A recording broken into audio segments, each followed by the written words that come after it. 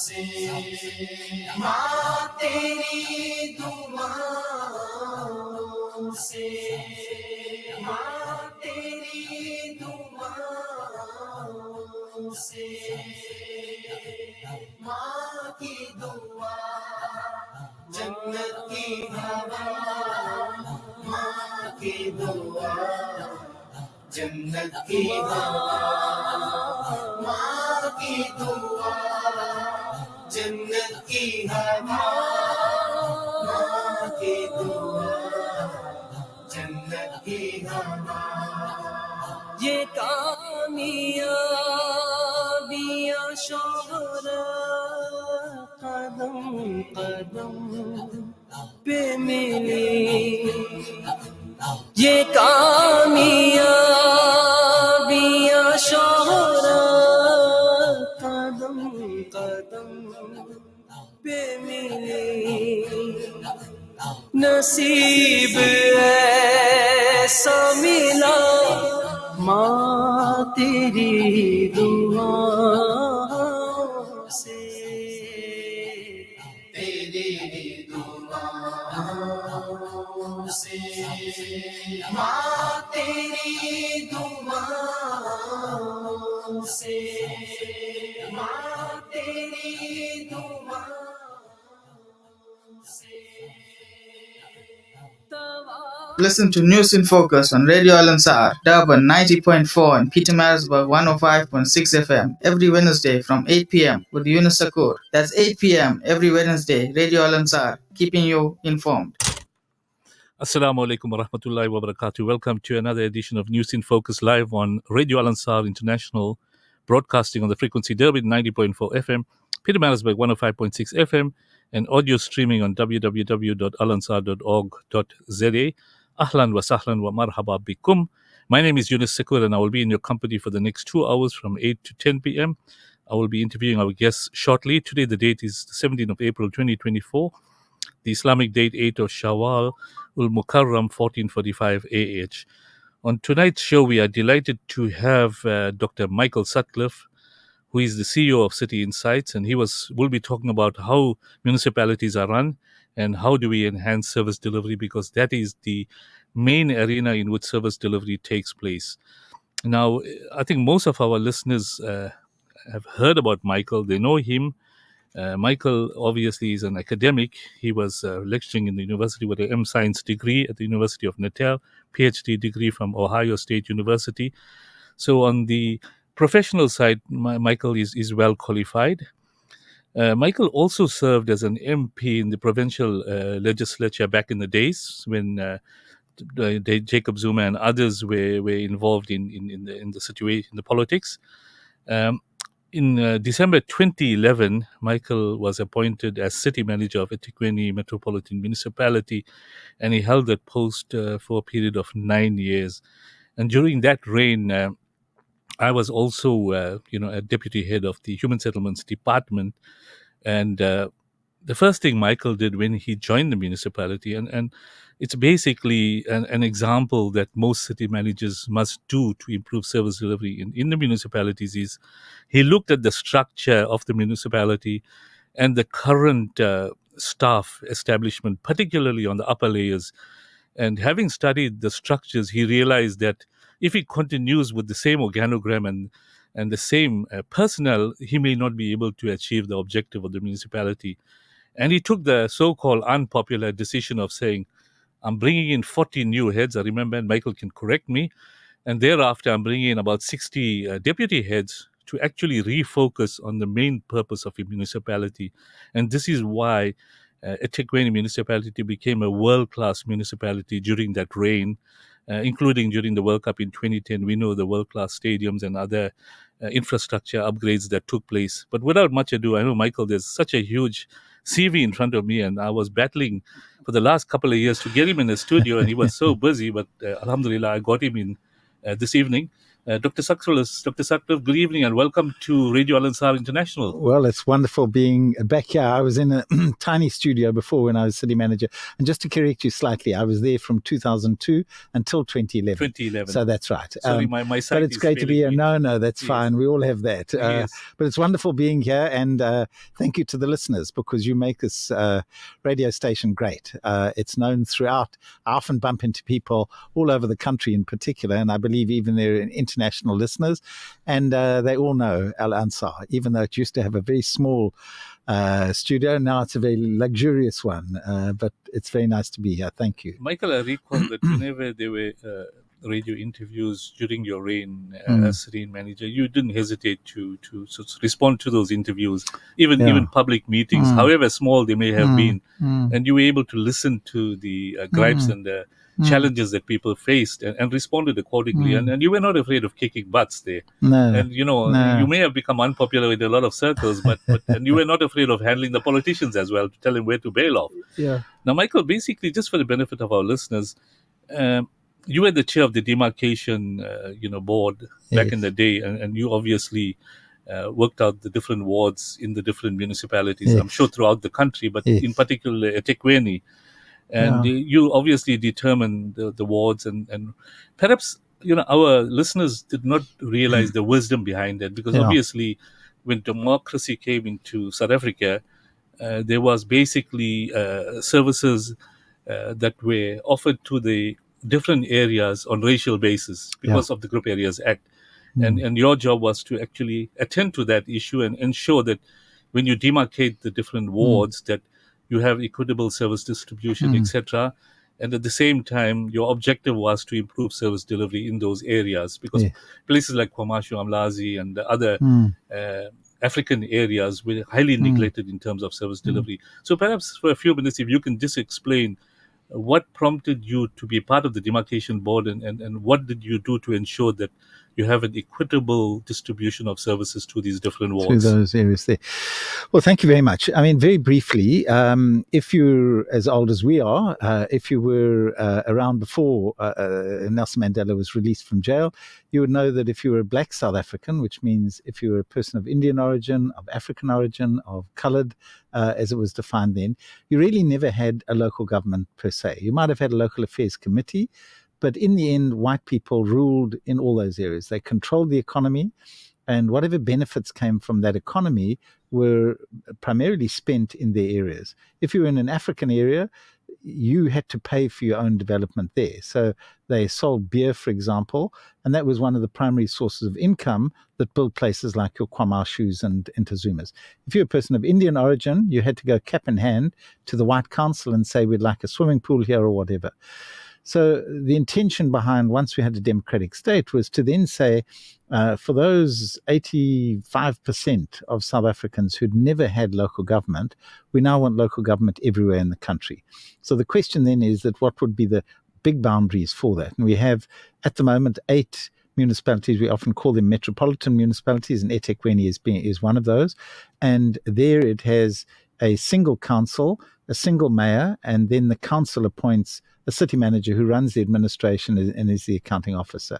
The rest of the country, other than those 8 areas, have 2 tiers. One's called a district and one local there. So briefly, the intention there, because local government is probably the most important sector of government to deliver services, particularly social, even economic delivery. Obviously, your big Transnets and Escoms deliver certain big things there. But if you look at what municipalities deliver, there's about 95 odd functions that constitutionally are given to it. So delivery of water, electricity, delivery of basic environmental health, sanitation, and I could go through a huge list, roads, stormwater drainage, etc., is a responsibility of municipalities. Now, we would know that because of the apartheid system, obviously the concentration of skills would be mainly in the big centre. Durban, it used to be in the old Durban Council. You'd have Westville and Kloof councils as well. They were a bit smaller, but very little regard was given to the rest of the city there. So the first step was to draw the boundaries. Second step then was within those is to have what are called wards there, as you said. So they determine through a formula how many councillors there are. At the moment, the city has about 220 councillors, 222. half of them, that's 111, must come for wards. And each ward must be approximately equal in size in terms of its voting base there. And they elect a ward councillor, and then the rest of the councillors come from proportionality, as it were. And it's a topping up system. So the ANC, for example, in eThekwini today might win 70% of the wards, but because it only got, let's say, 48% of the vote, it then gets far fewer PR seats than, let's say, a party like the IFP, which might have not won many wards, but they still support there.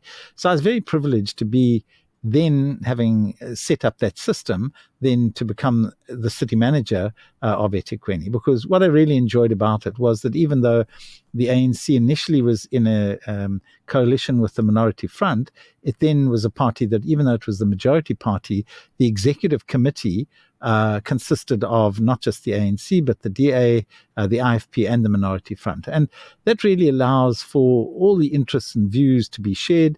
And I really enjoyed that, because it meant that even though publicly parties who were not in power might be arguing the case against each other, privately, when they were actually working for service delivery, they worked in a very much more collegial manner, because in the end, you want to deliver to poorer people, you want to deal with things more equitably. You would know, in the housing department, we delivered more housing in the city in that period, about 150,000 houses to poor people. We delivered over that 9 or 10 year period. That was brilliant, and we rehabilitated hostels. We tried to deal with providing emergency services to informal settlements there, and so that was great. And I can tell you, in all that period, there was never a party that I could think of that voted against those service delivery strategies there. And I think that's very important, because once you start politicizing service delivery, then you're on a downhill route there. But that, very briefly, is the demarcation process and the municipality itself. Michael, I'm very happy to chat about being a manager, but you simplified the process, and I think our listeners fully understand. I briefly mentioned when I introduced the setup that you were appointed as city manager during a difficult time. It was just after the apartheid era, and you spent 9 years, I know 2 terms, and you had introduced many changes, and I mentioned a few of the changes in the hierarchy, and the manner in which you did it enhanced service delivery. Perhaps you just want to elaborate why you went that route, because everyone was surprised, including myself. I was part of the hierarchy as well back in the apartheid era, and I used this as an opportunity, because we were old comrades, to empower our new councillors coming in, because many of them met with us. But when you took the decision, it came as a surprise, but it was a successful decision. Now, why I'm asking that question, Michael, is because we've got a lot of challenges currently in all municipalities, including at eThekwini. So something has failed. Perhaps you just want to just briefly explain what prompted you to come from the outside, take this decision, and how you've seen it through. Well, I think it's relatively easy. I think that when you're in any leadership position, there are at least 4 qualities that you should have. If I could touch on them quickly. Yes. The first is that you must establish a management team that is competent. And the tragedy that we have at the moment is that, we often select people who are not competent to do the job. You can't have a person who's not a professional engineer running the engineering department. You can't have a person who's not a professional planner running the planning department. You can't have a person who's not at least or close to a CA running your finance institution. Once you start doing that, it means you've got something wrong there. And secondly, they should have some experience. Now, obviously, under apartheid, there were very few black South Africans and women South Africans, irrespective of race in the case of women, who actually often had the experience. They had the competence, but didn't have that. So what I did was I said, well, look, and relatively few of those people came from the outside. I simply looked at the existing, and where there were some deputy heads who I believed had the competence to run that, I made them, let's say, a head. And if there was a head that was still there, but maybe they were in their 50s or whatever, we created them as kind of in a position I called project executives. And their job was to help me and that person who has been appointed to give us a sense of some of that guidance. Because in any institution, it's not just the top down, but it's how you contribute across institutions. So in a housing department like yours, how do you link with the planners? How do you link with the economists? How do you link with that? And I think it was largely successful because suddenly we went from a city that I don't think had one woman who is in a senior management position to then having about 40% of the leadership, as it were women there. And equally at a racial level to begin to change that. Obviously, there were a dominance of white people in those positions. And it's not to say they weren't good managers. And so by keeping them as part of the broader pool, but also allowing me to work closely with them, it helped us a lot. So I think in the end, it was fairly successful there. I certainly had wonderful people working for me. And I think that's competence. Getting competent people there is also making sure there's no nepotism. So one of the challenges that we have today in many municipalities is nepotism. People want to have, yes, men and women around them. They want to surround themselves with people who say, oh, if Mike Sutcliffe's spoken, that's the end of it. I'd far rather someone who actually is prepared to say, this is my idea, even if it's diametrically opposed, because that forces you as a leader to think about whether you're making the right decision. And for me, that's what I would say. Competence is number one.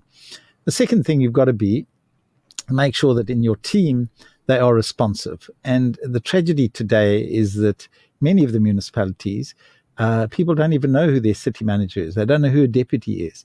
Those people should be around and about. Their home should be known. I remember saying to the media, if you want to see, and some of them did, if you want to see my SARS returns, if you want to see my bank statements, you can see them. Obviously, I'm not going to publish them somewhere, but I'll show you. There's nothing that as a senior manager you should not make sure is part and parcel of that responsiveness that you want. So if someone asks you something, I learned very quickly too, often when media ask you a question, they're sitting with the report that they've got behind there. And it doesn't matter how you might give them a story, they're sitting with the report there. So rather deal with it properly and say, look, here's the background to it, here's the reasoning for it, deal with it that way there.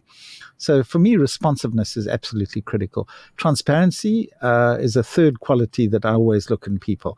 Anyone who's not wanting to be transparent about what they do, your bank statements I've mentioned already, how many houses you have, what kind of lifestyle you lead.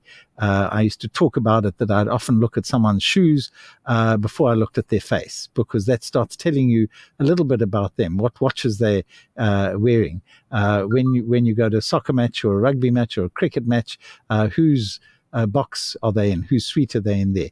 And that just starts informing you. It's not to say they can't do those things, but is that not influencing the way they're doing their work there? Last thing is that any person in a senior position must know the difference between strategy and your management and your interventions. Strategic means that, and I said to people, my interpretation is before you go to bed every night, just think about, are there things that you did today that in 50 years might well have made a difference? Small things.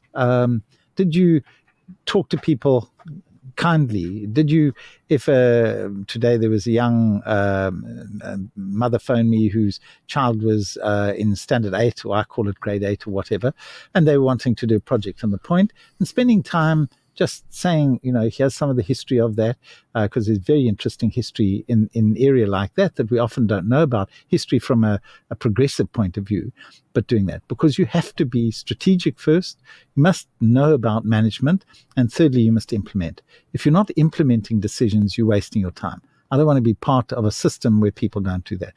Now, as the head of an institution like that, you've got to make sure that you're answering questions, you're up at night, making sure that you personally answer. But when you need to direct people, you don't try and direct the whole team to do one job. You direct each of them to do many more jobs. And you make sure that you don't do that. There's many managers I find these days who operate by WhatsApp. They think sending a WhatsApp is going to get delivery. Well, if you send a WhatsApp to 10 people, no one knows who that WhatsApp is for. So for me, some of those things I learnt on the job, but I also was able to execute that way. And I really had wonderful managers. I mean, I did my best to protect them also from, I said to the political leadership of the city at that time, I'm the one that you fire. You hired me, I'm the one you fire. I don't want to hear that any of you are giving instructions to professionals in the city there.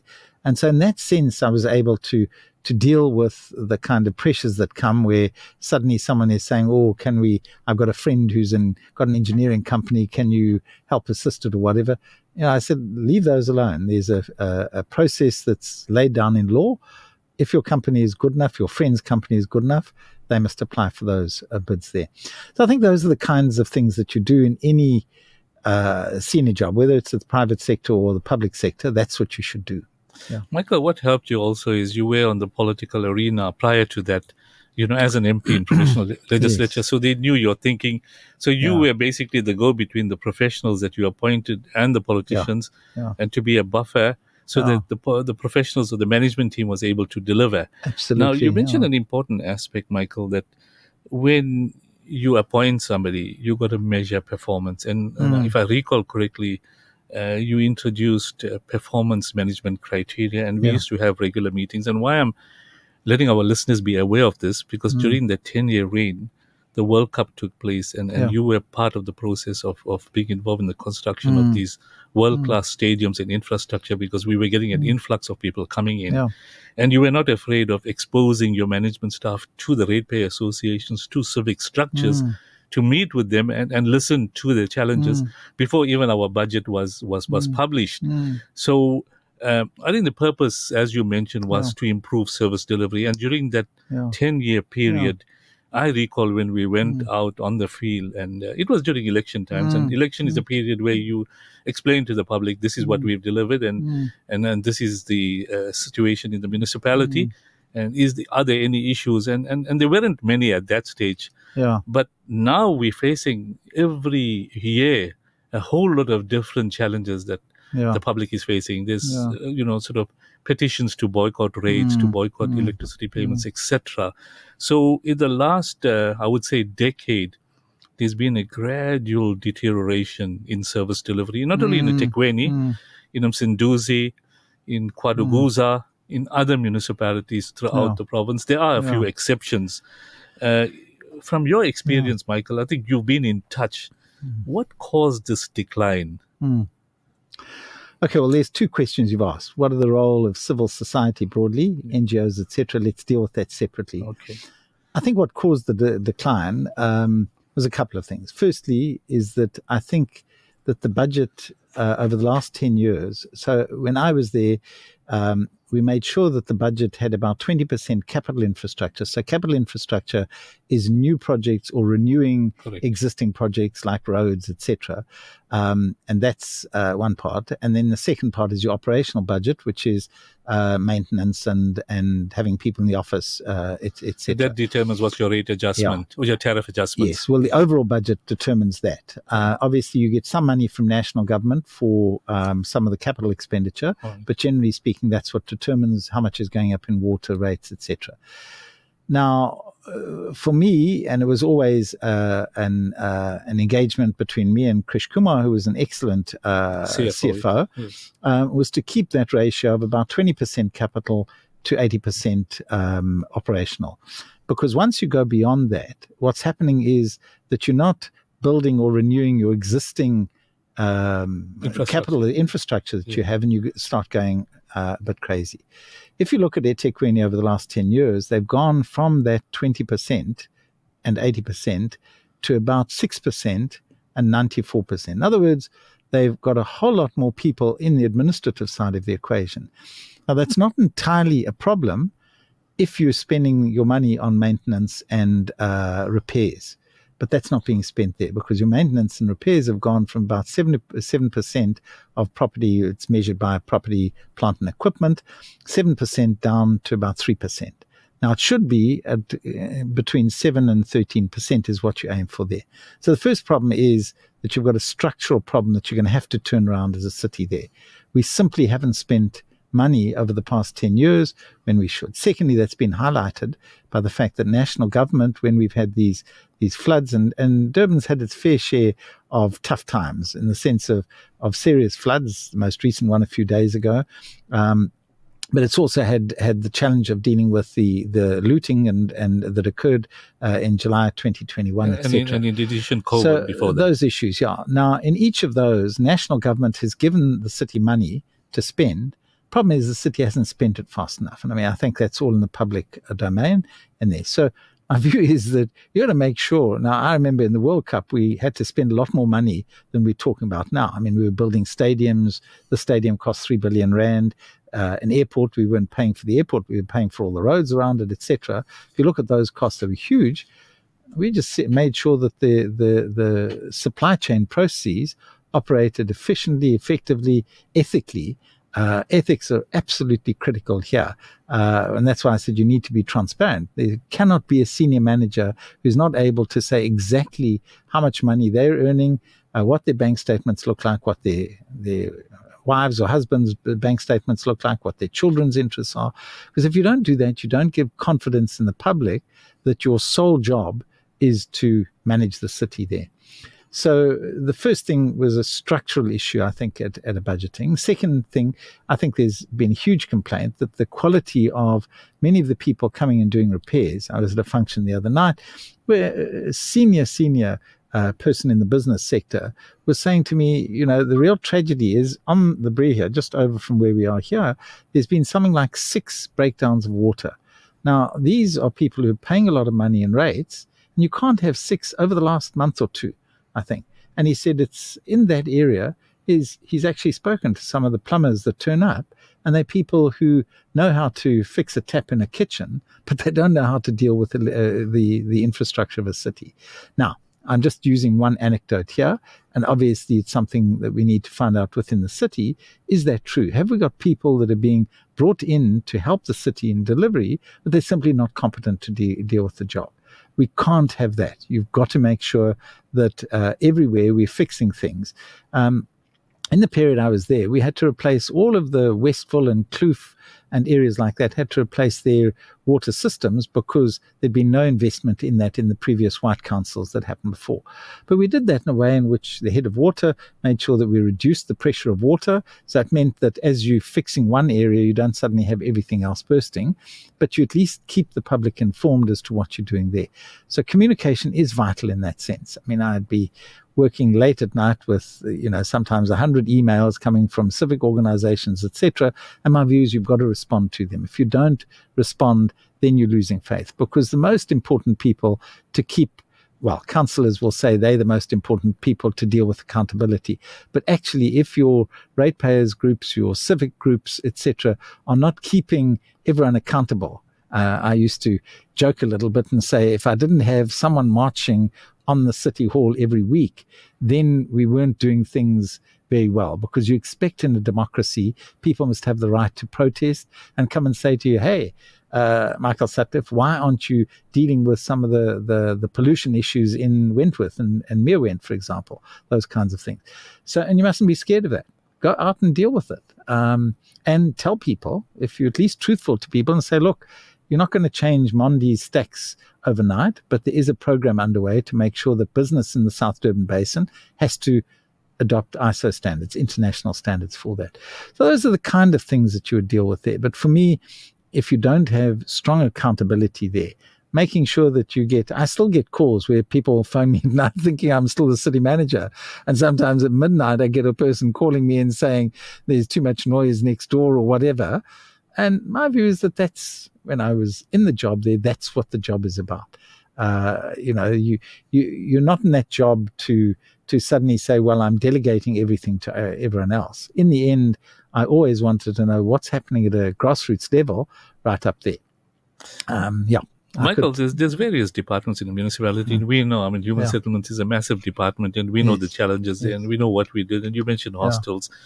Just for the benefit of our listeners out there, when we used to look at hostels, we know that was, a war zone, and the operating budget for hostels is more than 600 million. If I recall, that constitutes about 4% of the rates. And the CFO used to tell us, you guys are just throwing away money by maintaining these hostels. Do something. So many of us had to look at ways and means of dealing with the issue. And I put in some reports. Obviously, politicians didn't accept it because they were drastic things. But currently, I know we're running out of time, Michael, and we're going to have a further interview and more in detail, exclusively to you on the different. People want to know, how do we fix up this problem? Now, having the background and being accountable to the civic organizations, ratepayer associations, having regular meetings, and you had a lot of civic activists who were employed in the municipality that used to stress this point, because you stressed that time that no point politicians going during election times and telling people to vote when you haven't delivered. Yeah. You must deliver so that when you go there, people will say, yes, you delivered, we're going to vote for you. Because I'm having a lot of politicians coming into the studio shortly to talk about the manifestos of their parties and why people should vote for them, including the ruling party who has been controlling government and the municipalities for the last 3 decades, 30 years. So now elections are coming up in about 40 days' time, and people are going to go around electioneering. Important is what have you delivered. So, Michael, how do we fix this up? Look, I'm not here to saying there's a simple answer to fix. I've said that some of the issues are structural issues. Some of them are personal issues in the sense that you've got to bring competent people in. Some of these are just the way in which you do things. Truthfulness is a very important issue there, because as long as you explain to people what can and can't be done, they're happy with that.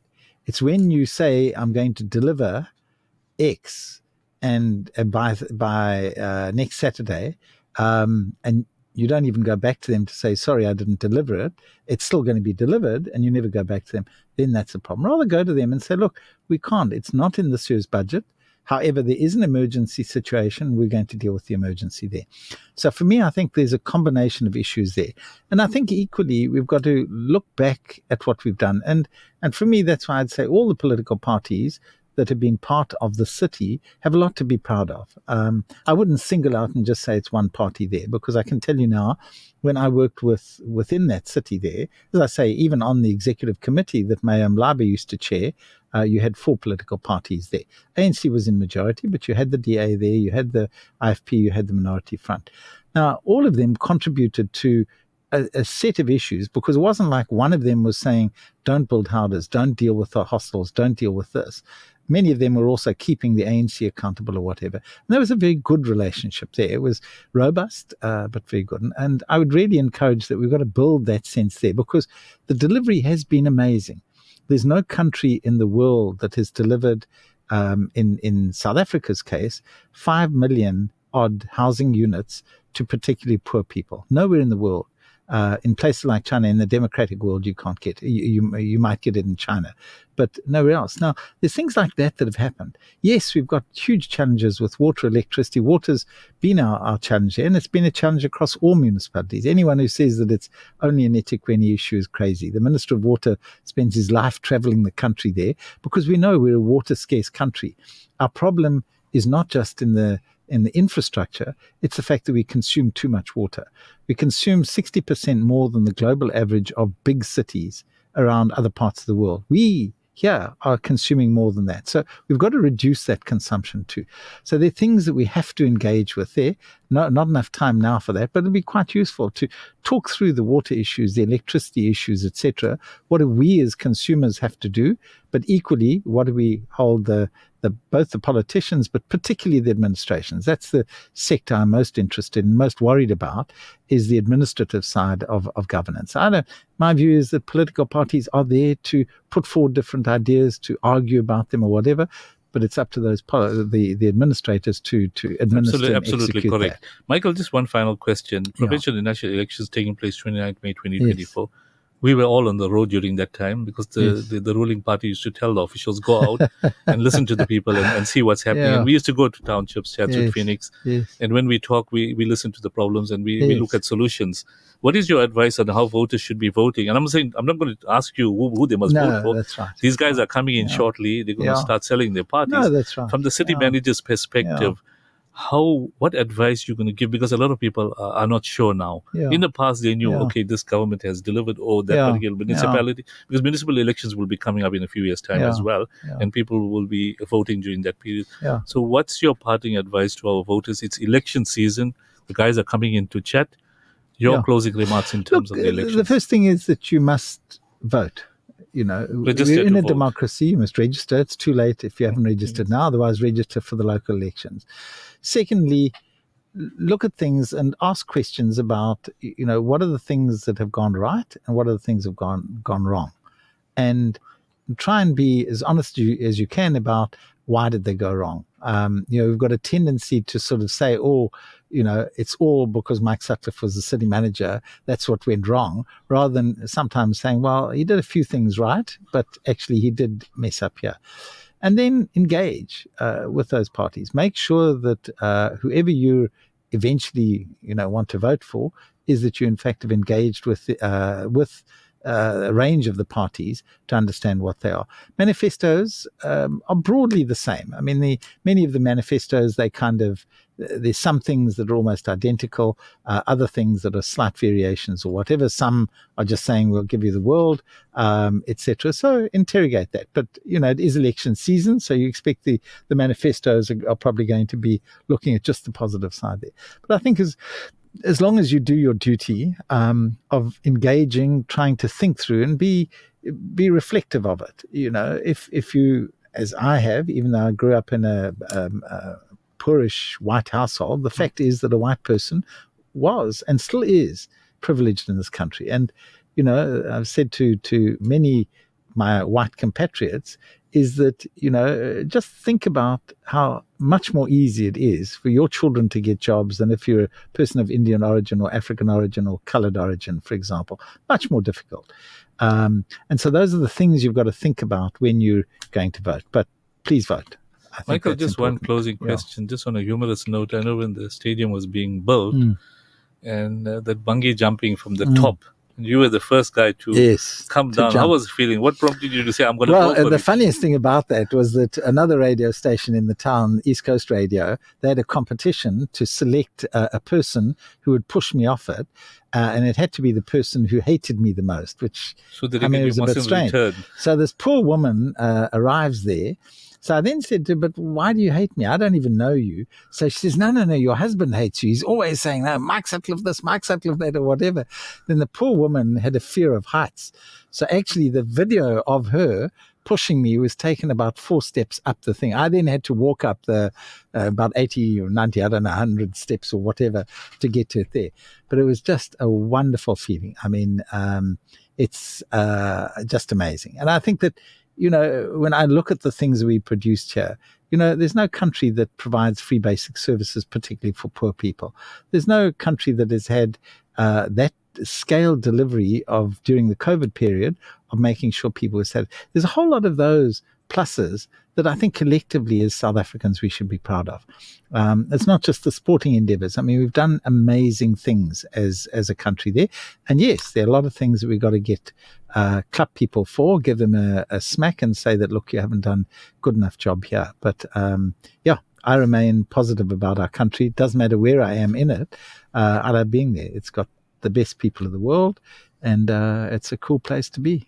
Michael, the fact that you're availing yourself to help the municipality and come for interviews, you're a very loyalist Durbanite. You love eThekwini, and I'm sure you will do whatever it takes to improve service delivery together with those who are with you. And hopefully we can work together and improve service delivery in this municipality for the benefit of our people, because that's been our aim. Michael, I thank you for joining us. Thank you very much. These politicians coming in. Yes. I'm going to have good a luck short with break, them. but most certainly we'll invite you in not to the distant future to join us now that I've got your number. And thanks for coming at short notice. I met you on Friday in the function and you were willing to come in the studio. I know this is your private time. No. There's no private time one has, And you like to be in the South Beach cycling, etc. I hope you're still doing the cycling. No, I've got to get it. My mom passed away about 14 months ago, but for about 10 years, she lived just above me in a flat. Okay. And so I sort of, the last few years, I kind of gave up a bit of cycling because I used to cook for her morning and evening. And that was my excuse then. I keep saying to myself, now that she's passed on, I don't have that as an excuse anymore. So I've got to get some of my fatness. No, thanks for joining us, Michael. You're looking very well. Keep up the good work, and definitely we'll do some projects together and help the municipality. And good luck to you and to the listeners. Yeah. Oh, no, thanks very much. I wouldn't be anywhere else in the world. Yes, and I'm always around, Michael, to have a cup of coffee and join us in some of our humanitarian in your projects. Nice, fancier offices. Yes. Yeah. Thanks a lot, Michael. All the best. We'll take a short break, and inshallah, we'll continue with our interview. Thank you. Thanks, Michael. Cheers. Radio Al-Ansar, Durban, South Africa. We live in an age where digital screens often replace open skies and genuine smiles. The Breakfast Rush Family Fun Run invites you to reconnect. Join us next Saturday at Blue Lagoon and let's reclaim what's often lost in our busy lives: true connection and community spirit. Experience the joy of a shared journey along NMR Avenue. Embrace the beauty of our city's promenade and indulge in a delightful picnic after crossing the finish line. Make the 27th of April a testament to what matters most: spending quality times with your loved ones. Don't let these precious moments slip away. Dial 031 208 1601 to secure your spot in a celebration of life and laughter. Be there, because some things are too important to miss. Discover our new range of exotic perfumes, ouds and bukhur, straight from Dubai, now available at Wonder Dates. We stock a wide selection of Nabil and Chris Adams fragrances, perfect for your unique lifestyle. But that's not all. We also cater to your Islamic lifestyle needs, with prayer mats, tasbeehs, dua stickers, bukhur burners and mizwaks. Looking for herbal capsules and essential oils? Look no further. Experience the beauty of Wonder Dates. Shop now and elevate your senses. The chaos and destruction in the Gaza Strip is beyond comprehension. Virtually everyone is displaced, hungry, and in urgent need of life-saving humanitarian support. The Al-Imdad Foundation has been working tirelessly to address the health, nutrition, and water needs of the population. Our hospital, water deliveries, and hot meal programs are made possible with your support. Your donation, big or small, is a lifeline for those in dire need. Help Gaza survive.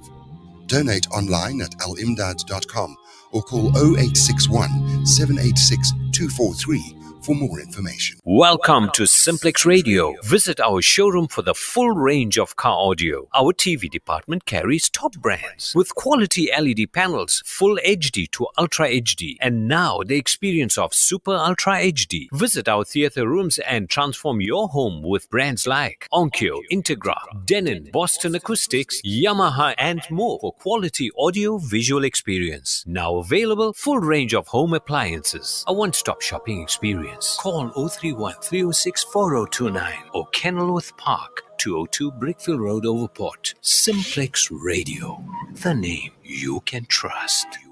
The views and opinions expressed by the guest and presenters of Radio Al Ansar are not necessarily the views and opinions of Radio Al Ansar and the Al Ansar Foundation. Allah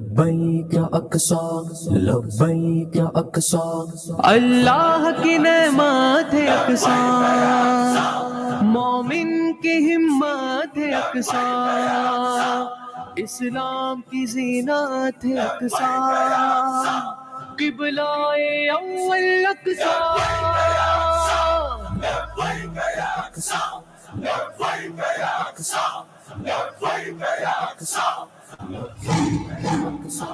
तुम कैसे मुसलमान हो गफलत को मिटाओ, अक़सा के लिए शेर की आवाज उठाओ।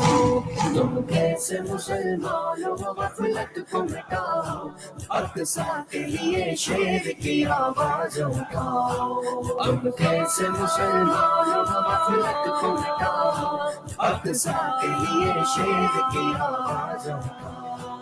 मज़लूम की चीखों से गरजता है फ़लस्तीन, मज़लूम की चीखों से गरजता है फ़लस्तीन, मज़लूम की चीखों से गरजता है फ़लस्तीन, मज़लूम की चीखों से गरजता है फ़लस्तीन। ज़ुल्मों सितम से इसको तुम आज़ाद कराओ, अक़सा के लिए शेर की आवाज़ उठाओ। तुम कैसे मुसलमान हो गफलत को मिटाओ, अक़सा के लिए शेर की आवाज़ उठाओ।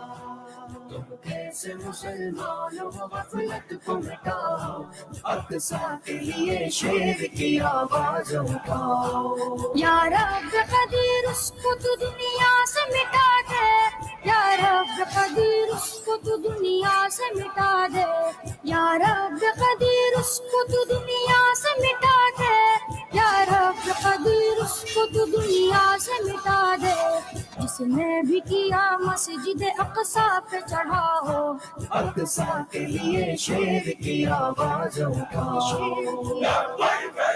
तुम कैसे मुसलमान हो गफलत को मिटाओ अक्सा के लिए शेर की आवाज उठाओ तुम कैसे मुसलमान हो गफलत को मिटाओ अक्सा के लिए शेर की आवाज उठाओ कहते हो अगर दीन के गाजी हो मुहाफिज कहते हो अगर दीन के गाजी हो मुहाफिज कहते हो अगर दीन के गाजी हो मुहाफिज कहते हो अगर दीन के गाजी हो मुहाफिज मजलूम फलस्तीन की इमदाद को आओ अक्सा के लिए शेर की आवाज उठाओ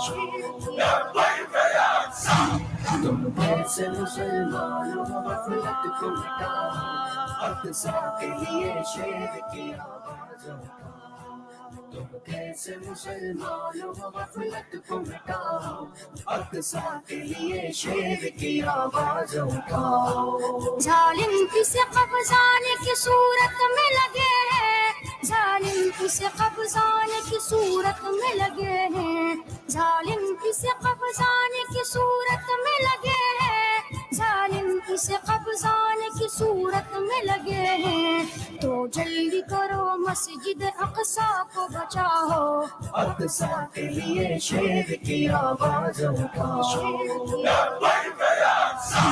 तुम कैसे मुसलमान हो गफलत को मिटाओ अक्सा के लिए शेर की आवाज उठाओ तुम कैसे मुसलमान हो गफलत को मिटाओ अक्सा के लिए शेर की आवाज उठाओ Assalamu alaikum wa rahmatullahi wa barakatuh. Welcome back to News in Focus live on Radio Al-Ansar International, broadcasting on the frequency 90.4 FM in Durban, 105.6 FM Pietermaritzburg, and audio streaming on www.alansar.org.za. Before the news break, we had Dr. Michael Sutcliffe from City Inside, who was talking about how municipalities should be run and enhancing service delivery, and he gave us some very important information relative to why municipalities are failing as we speak, and what is the methodology to improve service delivery. And I hope our listeners benefited from the advices he's given. It was too short a time to really go into the details of how an efficient municipality should be run, but we will get Michael back in due course to give us more insight into how municipalities should be running. And why I introduced that subject this evening is because we know that a couple of years down the line, municipal elections will be taking place. But now that national and provincial elections are taking place, it's also linked to local government, because that is the service delivery arm of government and of the political parties that are appointed. So they indirectly control the municipalities as well. And 75% of our deliverables come from local government. So it is crucial that when anyone talks about service delivery, it is at that level. Now, we've got 5 minutes before the news break, and I thought I will just introduce our guests for this vibrant discussion this evening. It's not really a debate. Debates are going to start next week. But I thought, let's set the scene for provincial and national elections, which is going to take place around 40 days from today. And allow some of the parties to unpack their manifestos. But I thought, let me use the next few minutes to introduce our guests for this evening. And inshallah, after the news break, we will get the guests to unpack their manifestos and other pertinent questions relating to the elections 2024. With me in the studio, I have Maulana Rafiq Shah. He's a MP-elect from the party known as Action SA. Maulana, Assalamu alaikum wa rahmatullahi wa barakatuh, and welcome to News in Focus live on Radio Al-Ansar International. Wa alaikum assalam to you and to the listeners of Radio Al-Ansar. Shukran for joining us at short notice, Maulana. My pleasure. Okay. I also have a regular guest that used to be on my show, or has been on my show many a time, talking about the problems related to service delivery and water issues and the Palestinian issue. Brother Ahmad Mansoor Sheikh Imam, he's currently an MP. I'm not sure whether he's still with the NFP or whether he's representing AM4C in Parliament. Ahmad, Assalamu alaikum wa rahmatullahi wa barakatuh. Welcome to News in Focus live on Radio Al-Ansar International. Wa alaikum assalam wa rahmatullahi wa barakatuh, and shukran for having me on the air. Okay, and shukran for joining us at short notice. Then I have Maulana Muhammad Tariq. He's from the party known as PFP. He's also a councillor at the Tekwini Municipality. Maulana, Assalamu alaikum wa rahmatullahi wa barakatuh, and welcome to News in Focus live on Radio Al Ansar International. Walaikum salam wa rahmatullahi wa barakatuh to you, Brother Yunus Sakur, and also the listeners of Radio Al Ansar. And thank you for joining us, Maulana. And then we also have, we delighted to have Dr. Ibrahim Khan. He's a regular guest. He's also from the PFP, and Maulana Tariq felt that he must also pop in and join us this evening. Dr. Assalamu alaikum wa rahmatullahi wa barakatuh, and shukran for joining us this evening as a member of PFP. Wa alaikum salam wa rahmatullahi wa barakatuh to you and the listeners, and thank you for inviting me for your program. What I'm going to do, listeners, is we've got a few minutes before the news break, and I think we invited the three political parties this evening, as a start of a process of discussions with the different political parties. There are approximately 39 parties that will be contesting the elections this year, really a large number. And we know there's a lot of hype and talk taking place, and a lot of disputes are currently being heard by the courts, particularly with the MK party and the ANC. And as we speak, there's no certainty whether that will be resolved before the elections. So what we will do is, the show is interactive. We are not opening the show for incoming calls because we want to give our political reps an opportunity to express themselves this evening, but you can send us your WhatsApp messages on the number 0609041056. And inshallah, in that way, we will, if we have time, respond to your WhatsApp messages.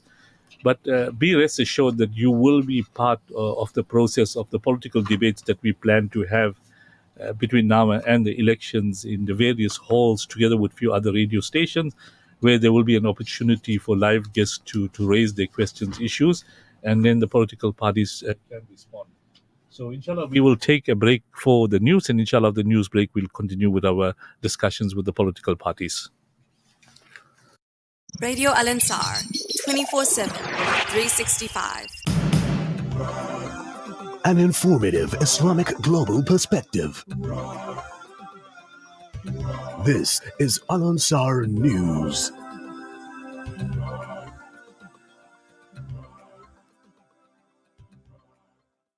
Making news this hour, 17th of April, the news from Durban 90.4 FM, Pietermaritzburg 105.6 FM. Authorities say more people or more police officers will be drafted ahead of elections. Good evening, I'm Eric Kimonina. A total of 17,000 police officers will be deployed in KwaZulu-Natal ahead of this year's elections. Now, that's according to the Provincial Police Commissioner, Nhlanhla Mkhwanazi. Mkhwanazi had been speaking during the signing of the Independent Electoral Commission's Code of Conduct by political parties. Local media says KwaZulu-Natal is notorious for political killings. Nhlanhla Mkhwanazi has this to say ahead of the elections. If you violate the law, if you break the law, ours is to enforce. Program Director, the South African Police Service and the security class as a whole in this province of KwaZulu-Natal, we are planning to deploy not less than 17,000 law enforcement officers to police these elections. We have categorized different voting stations to low, medium, and high risk. And political leaders, yes, we have high risk because of you. And the high risk voting stations are as a result of the people who don't want to tolerate each other, people who violate each other's rights as contained in the Constitution. So that forces us to increase the number of police officers that to deploy in that particular voting station in order to be able to prevent crime. Staying with that story, Mkhwanazi further says that there are other pressing issues as it concerns policing. Please give us space. We have a lot of criminals out there that are raping, that are stealing, that are robbing, that are killing people. We should be focusing on those and not policing those that have a right to go and vote, because the right is for everyone. Stay away from the voting stations. Allow people to walk in freely, and they mark whoever they want to mark, because even those wearing your T-shirt might mark a different ballot paper when they get there. So allow them the space. Please do that.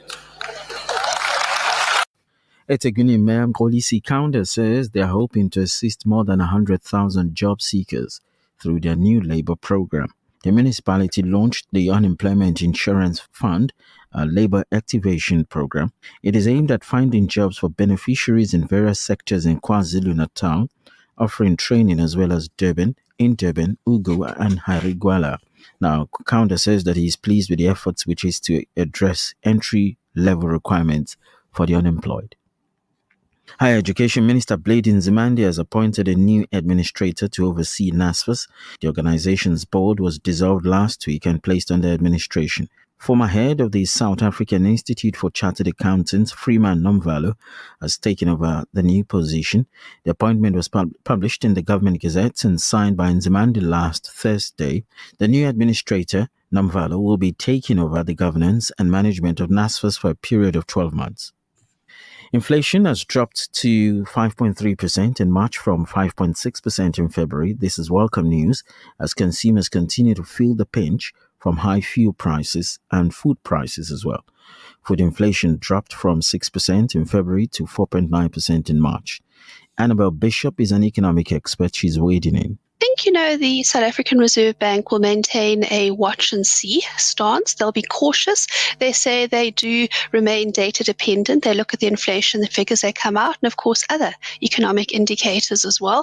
They obviously are concerned about the fact that there's been an interruption or a bump in the downward inflation trajectory. You recall inflation rose to 5.6% recently, of course coming down to 5.3% in the figures published today. Overall, the South African Reserve Bank is unlikely to be in any type of rush to cut interest rates. They said they wish to see inflation at 4.5% and to remain sustainably around that mark before they actually look to cut interest rates again in South Africa. International story: Myanmar's jailed former leader and Nobel laureate Aung San Suu Kyi has been moved from prison to house arrest as a health measure amid a severe heat wave. That's according to the military. Major General Zhao Mintun told foreign media yesterday that San Suu Kyi and the president of a toppled government, Win Myint, were among the elderly and infirm prisoners transferred from prison. International media says since the weather is extremely hot, it is not only for San Suu Kyi, adding that it is for all those who need necessary precautions, especially elderly prisoners, to protect them from heat stroke. San Suu Kyi, 78 years of age, has been imprisoned by the Myanmar military since it overthrew her government in the coup in 2021. Your weather tonight, it's 26 degrees. Quick reminder of our top story: a total of 17,000 police officers will be drafted in KwaZulu-Natal ahead of this year's elections. The views and opinions expressed by the presenters and guests of Radio Al Ansar are not necessarily the views and opinions of Radio Al Ansar and the Al Ansar Foundation. People of Palestine need your support now. Africa Muslims Agency is on the ground, already providing food, nutrition, and emergency supplies in Gaza. Donate any amount to Heal Palestine at africamuslimsagency.co.za. Africa Muslims Agency, empowering, educating, inspiring. On the 27th of April, step into a morning where every minute counts at the Breakfast Rush Family Fun Run. In a world where time slips away all too quickly, grab the chance to slow down and savor the joy of being together. Set against the picturesque backdrop of the Blue Lagoon lawns, winding through the heart of our city along NMR Avenue and culminating in a communal celebration on the promenade, this event promises to be more than just a run. It's a heartfelt celebration of togetherness. So join us for a morning filled with laughter, cheer, and the unforgettable warmth of community. Register today, because these moments don't last forever, but the memories will. Call 031-208-1601 now. Save the date for Saturday, April 27, 2024. Why, you may ask? Well, it's the Hajj Seminar from 7:45 a.m. to 1:30 p.m. at 207 West Road in Overport. Proudly brought to you by the Al Ansar Foundation and the Capital Group of Companies. The views and opinions expressed by the guest and presenters of Radio Al Ansar are not necessarily the views and opinions of Radio Al Ansar and the Al Ansar Foundation. Listen to News in Focus on Radio Al Ansar, Durban 90.4 and Pietermaritzburg 105.6 FM every Wednesday from 8 p.m. with Yunus Sakur. That's 8 p.m. every Wednesday. Radio Al Ansar, keeping you informed.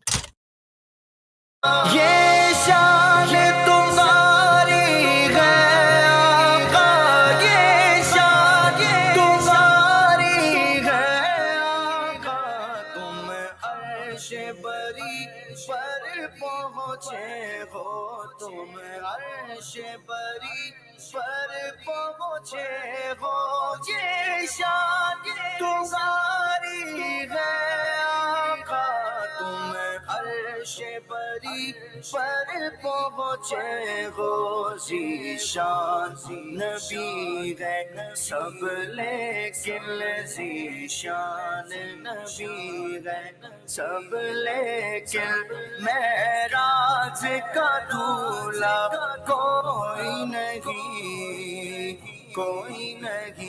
Zeeshan नबी है सब लेकिन मेराज का दूल्हा कोई नहीं खत्म रसूल मक्की मदनी मक्की मदनी मक्की मदनी मक्की मदनी मक्की मदनी दिल किसको दिखाए चीर के हो दिल किसको दिखाए चीर के हो इसियां का मदावा कौन करे इसियां का मदावा कौन करे दिल किसको दिखाए Assalamu alaikum wa rahmatullahi wa barakatuh. Welcome back to News in Focus live on Radio Al Ansar International, broadcasting on the frequency Durban 90.4 FM, Peter Marisburg 105.6 FM, audio streaming on www.alansar.org.za. Before the news break, we introduced our eminent guests for this evening's show, where they will be unpacking the 2024 election manifesto.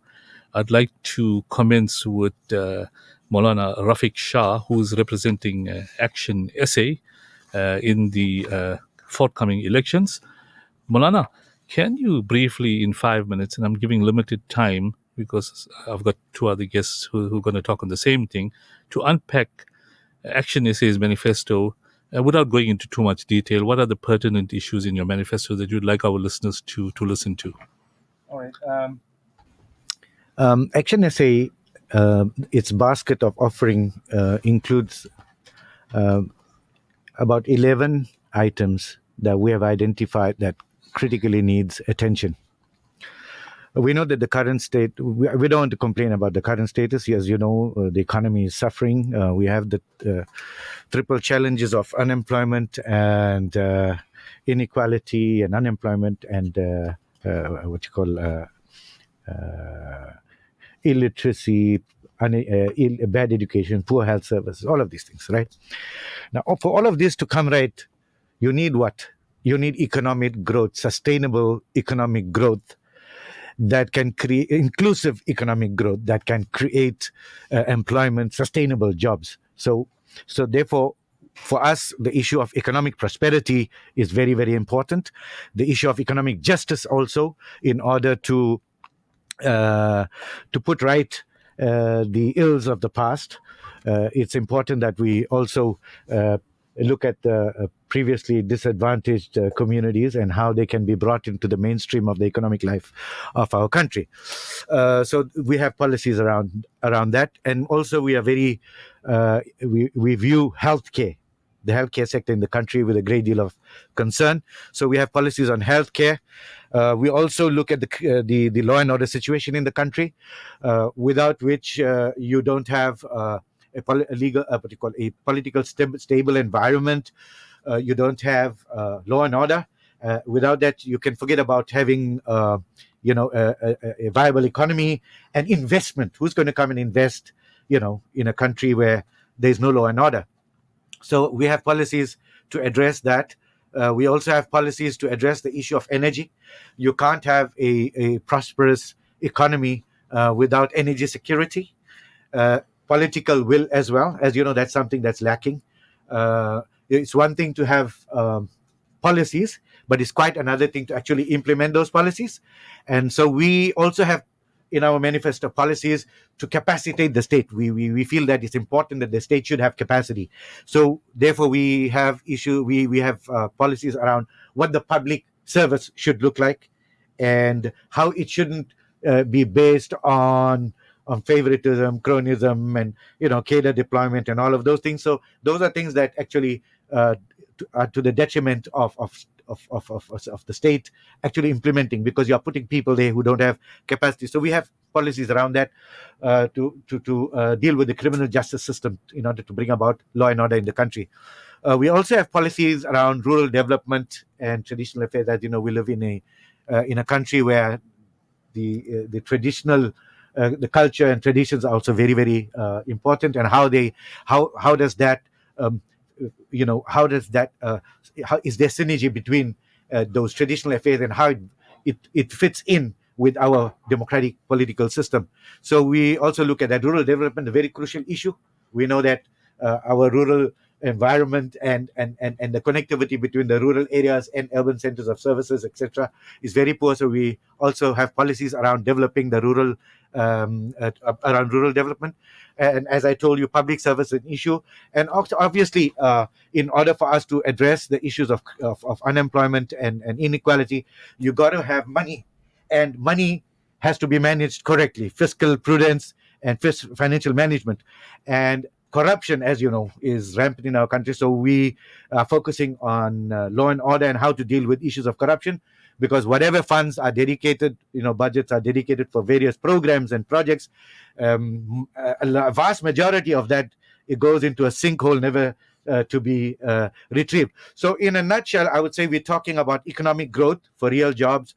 We are talking about economic inclusion, to address the issue of economic justice, and then the issue of energy security, which is load shedding. So we have policies, how to end load shedding. There's about 5 or 6 crucial things that if we came into government, we would be able to, address the issue, or rather end load shedding. And I think the most crucial thing there would be ending, cadre deployment at ESCOM would be one of the most vital things. So yeah, in a nutshell, for us, the economy is important. Water supply, water security, defending our borders, issue around quality education, quality health services. Because as you know, the rich people can always access good health facilities. But what about the poor segment of society and poor communities? They don't get the same quality of health service. Same with education. So our policies are actually addressing all these gaps in the economy, all the risks in the economy, and the mitigating action. Basically, that's the thrust of our policies. Thanks, Maulana, for keeping up with your time.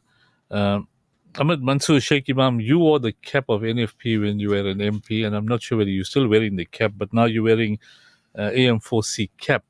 What is a summary of your manifesto with your new party? I know you're the president of AM4C, so perhaps you want to unpack your manifesto, the current party. Okay. Shukran and Jazakallah for having me on the air this evening. All right. I think first of all, we need to understand South Africa is at a crossroads. And very importantly, I think we need to understand what South Africa needs is a holistic approach.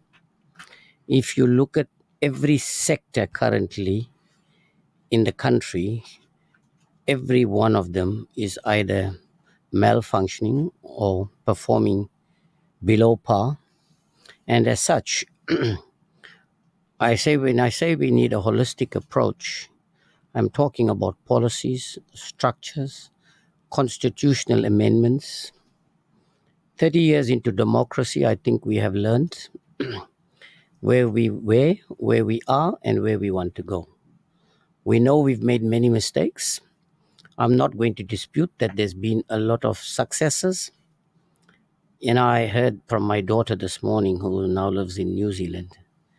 She says, after living here for 3 months, I can tell you there's more transformation in South Africa than anywhere else in the world. And I think we sometimes don't appreciate these things. But let me tell you where we're focusing as the Allied Movement for Change, or AM4C. First of all, there has to be economic growth in the country. And as we know, we have very low economic growth. We have a population increase of over 1 million every year.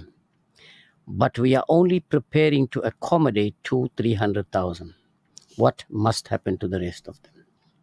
Now, if you notice, in terms of job creation, your manufacturing sector has come to a standstill in South Africa. we tend to import everything into the country.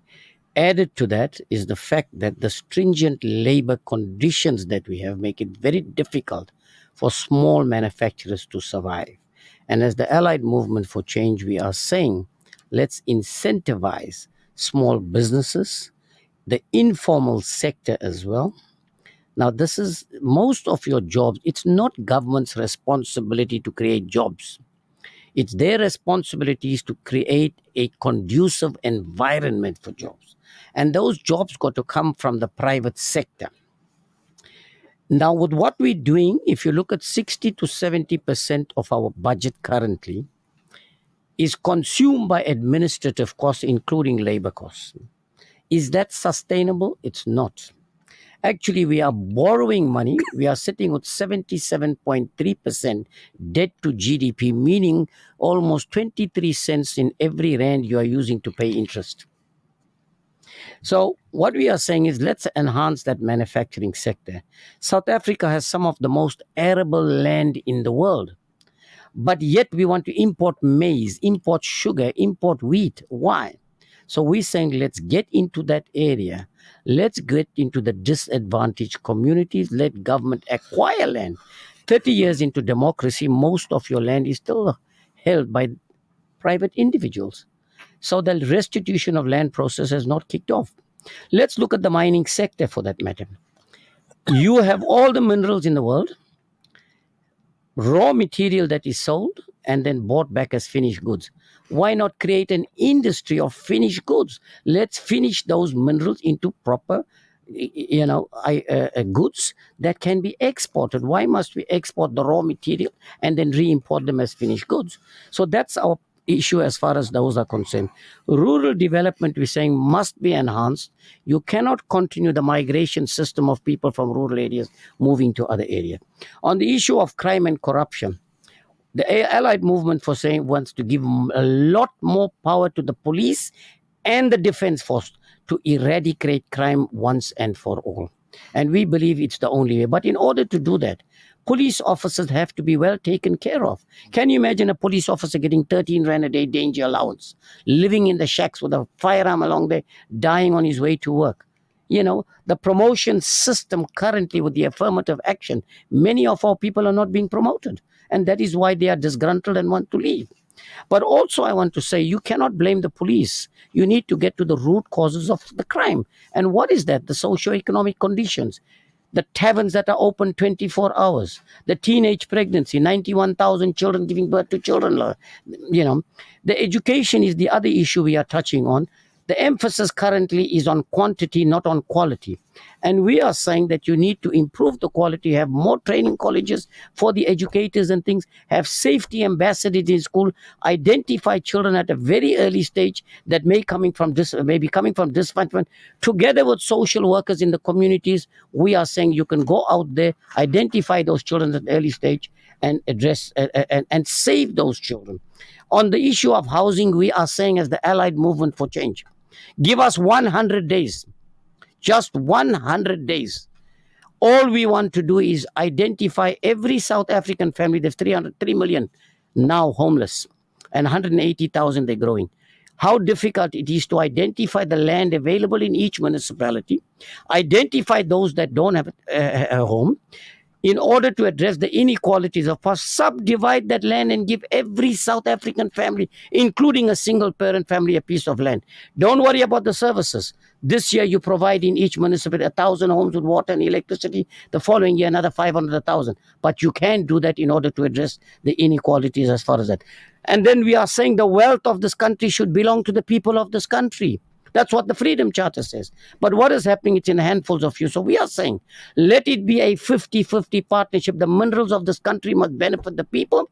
Let the private sector mine, but 50% of those profits must go to developing the people in our country. And we should be enjoying exactly what Muammar Gaddafi, the late, may his soul rest in peace, that did in Libya, where the resources of that country went directly to the people. So these are just some of the things. And of course, we must touch on the issue of local government.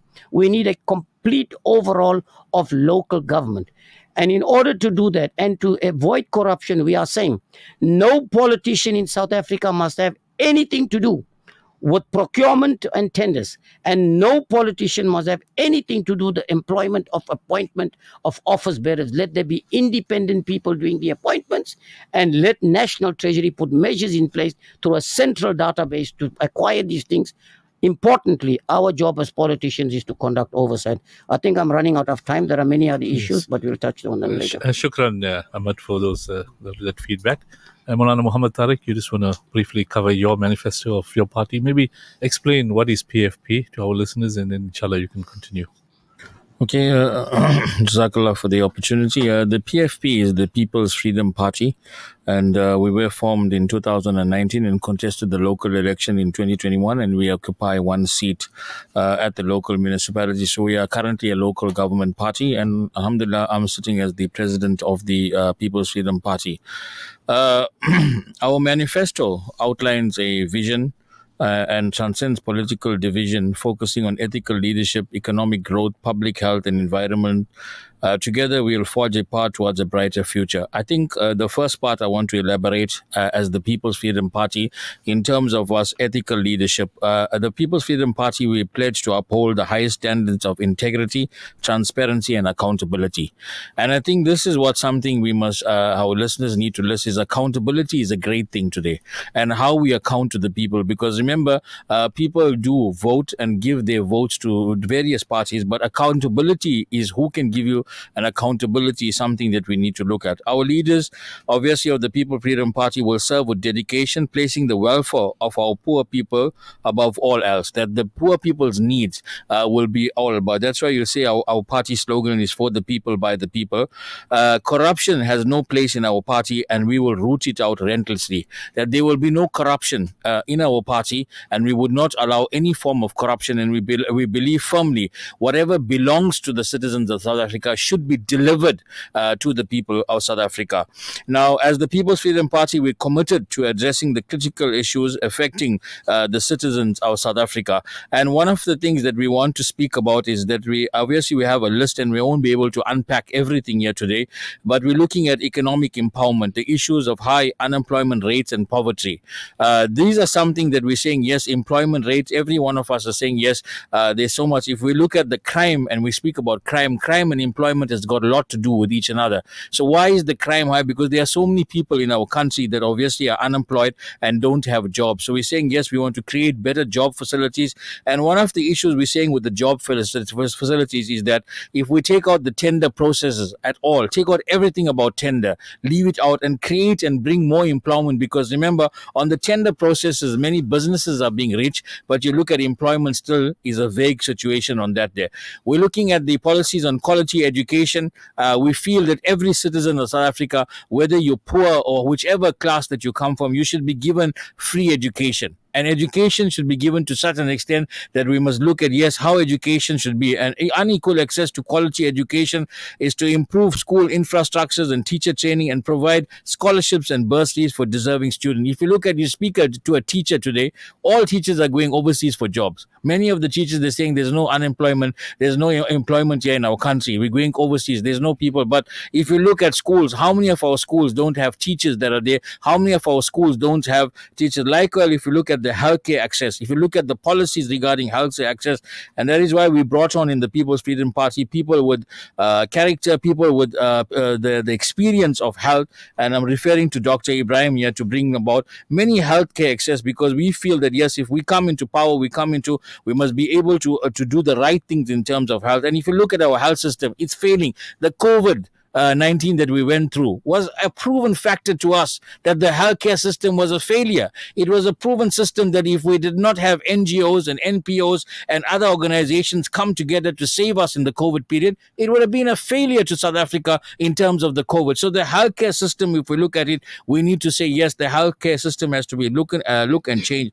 The land reform, the issue of land ocean ownership, the solutions to that, environmental conservation, gender equality, gender-based violence, violence and discrimination, infrastructure development. If you look at all these things here, there's youth empowerment. Youth empowerment is something that we need to look and say, yes, what are the policies of youth empowerment? What are skills development? Remember, there's many people that obviously after they matriculated, they're sitting, there's nothing absolutely they can do. There's nothing, they're sitting, there's absolutely nothing. You look at rural development and agriculture, the issue of neglected rural areas and struggling farmers and all these things there, tourism and culture, the crime prevention and community safety, the issue of high crimes affecting citizens. What are we doing about this crime? You look at, if you speak of people from the outside, if you look at international travelers, when you ask them to invite them to South Africa, what they will tell you, no, we're not safe in this country. Why? Because there's a stigma placed to South Africa in terms of safety and community safety. You look at the solution of what you would look at, how we would put more safety situations in this, empowering women and youth, the water security and conservation, water sanitation and pollution. You look at affordable housing.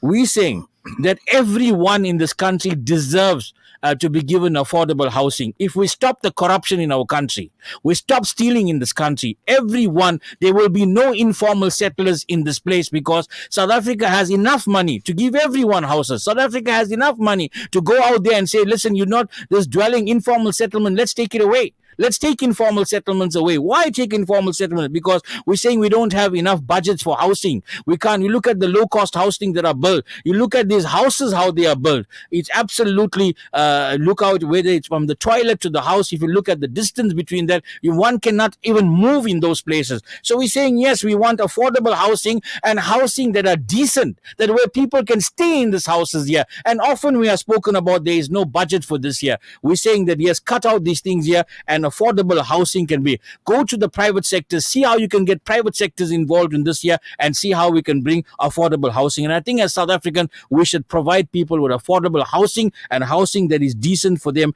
to stay. Skill development, I've already went through skill development. I think, I'm not sure whether I'm reaching my time You're already. Out of time, Malana. But just wrap up. I'm going to give you a minute. Just to wrap up again, I'm saying transparency and accountability is something that we want to say, and we want to say, yes, we want to make a change, and we want to deliver to the people of South Africa, and we want to make a change, and we're saying, yes, collectively, let's see how we can make a change. And I'm saying, yes, people have entrusted, and they want to entrust in parties. The People Freedom Party is the first time that we're taking it off for these general elections, and we're saying, yes, afford us the opportunity to give us your vote. This is just a synopsis of our manifesto, but we can go on speaking about this. It is accessible on the social media, the manifesto in detail. Shukran, Malana, for summarizing your manifesto. But before I go into the next question, I've got a flood of WhatsApp messages coming through from Shaheen, Zahra, Val, Milo, Ahmed Simji. Just go through those messages quickly. Salam's questions to Action SA. The next question I was going to ask was something else, but I was going to talk about Gaza and the Palestinian issue, but these guys are raising the questions. Action SA is openly supporting the genocide in Palestine. Why should we vote for you? Action SA signed the Moonshot Pact with the Devil's Alliance. A vote for you would effectively be a vote for the DA, the biggest supporter of Israel. Why are Muslim ulama selling us out? Somebody's asked that question. Another question came through. Assalamu alaikum. This is so disappointing for the Islamic radio station to interview a party such as Action SA who are against Palestine. My shows are robust. They're highly controversial. We allow freedom of speech. And this is why I'm responding and inviting people from different parties to talk. And what's so ironic is that he's a Mulana Rafiq, they explained to you. Then the next question is coming through. Assalamu alaikum. Thank you for the series on the elections. All of your panelists have a wealth of expertise and experience. As Muslims, we must occupy all fields more, especially now politics. We must support them. Does your panel think the ANC will willingly relinquish power if they get below 30%? I'm going to ask a question, not linked to that, but slightly different. But what I want to ask now is, can you, your party, Maulana Rafiq, advise what is your party's view on the current scenario on Gaza and Palestine? Okay. All right. Apart from whatever you may have heard or whatever views you've just heard from the person that written in, now you are listening to somebody who is articulating the policy of the party. So you getting it from the horse's mouth. Forget about the narratives that other political parties may have written around Action SA, and you can understand. No, go ahead. It's a democratic process, exactly. Freedom of speech. Exactly. Bismillah. Right. Okay. Our position on the issue of Palestine and Gaza is no different from the party that are also seated around this table, for example, or for example, the ANC itself. Okay. Our foreign policy is a foreign policy matter, isn't it? Primarily, we are focused on, to make things clear, we are focused on South Africa and our elections and our future. That's our primary focus. But to address the question, Action SA's foreign policy is strictly aimed at advancing human rights. Let's get that clear. Human rights means peace, justice, and all of those things. So we feel that South Africa as a country must position itself as a champion of human rights on the global stage. And as such, we must condemn human rights abuses, irrespective of who's the perpetrator and who's the victim. Human rights, we are signatories to international treaties, international law and international treaties. We are bound by those laws. So as a country, if we are bound by those laws, we must then advocate the same for the rest of the world with countries with whom we enjoy diplomatic relations. We must also then advance and advocate those laws that relate to the United Nations resolutions on human rights, or whether it comes via the Geneva Conventions. Now, if that is our position, we call for the respect of international law, and we condemn the oppression of one people over another people. This is part of our policy. I'm reading you Action SA policy. Now, coming to the issue of Palestine now. Okay, we say that the violence perpetrated by the state of Israel against the Palestinians, as it is unfolding now, it must stop. It is in total violation of every single human value and international law. It must stop immediately.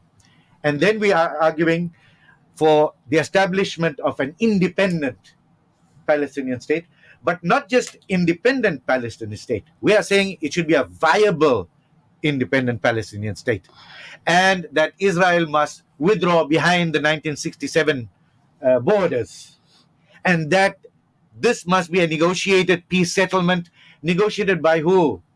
By honorable, honest peace brokers. We're saying we don't want some imperialist powers to come and say, we're going to try and make peace between these people. We are saying, no, we're not going to do that. Now, we appreciate the fact that our government, as a country, we are proud to say, we took this case to the ICJ, let's say.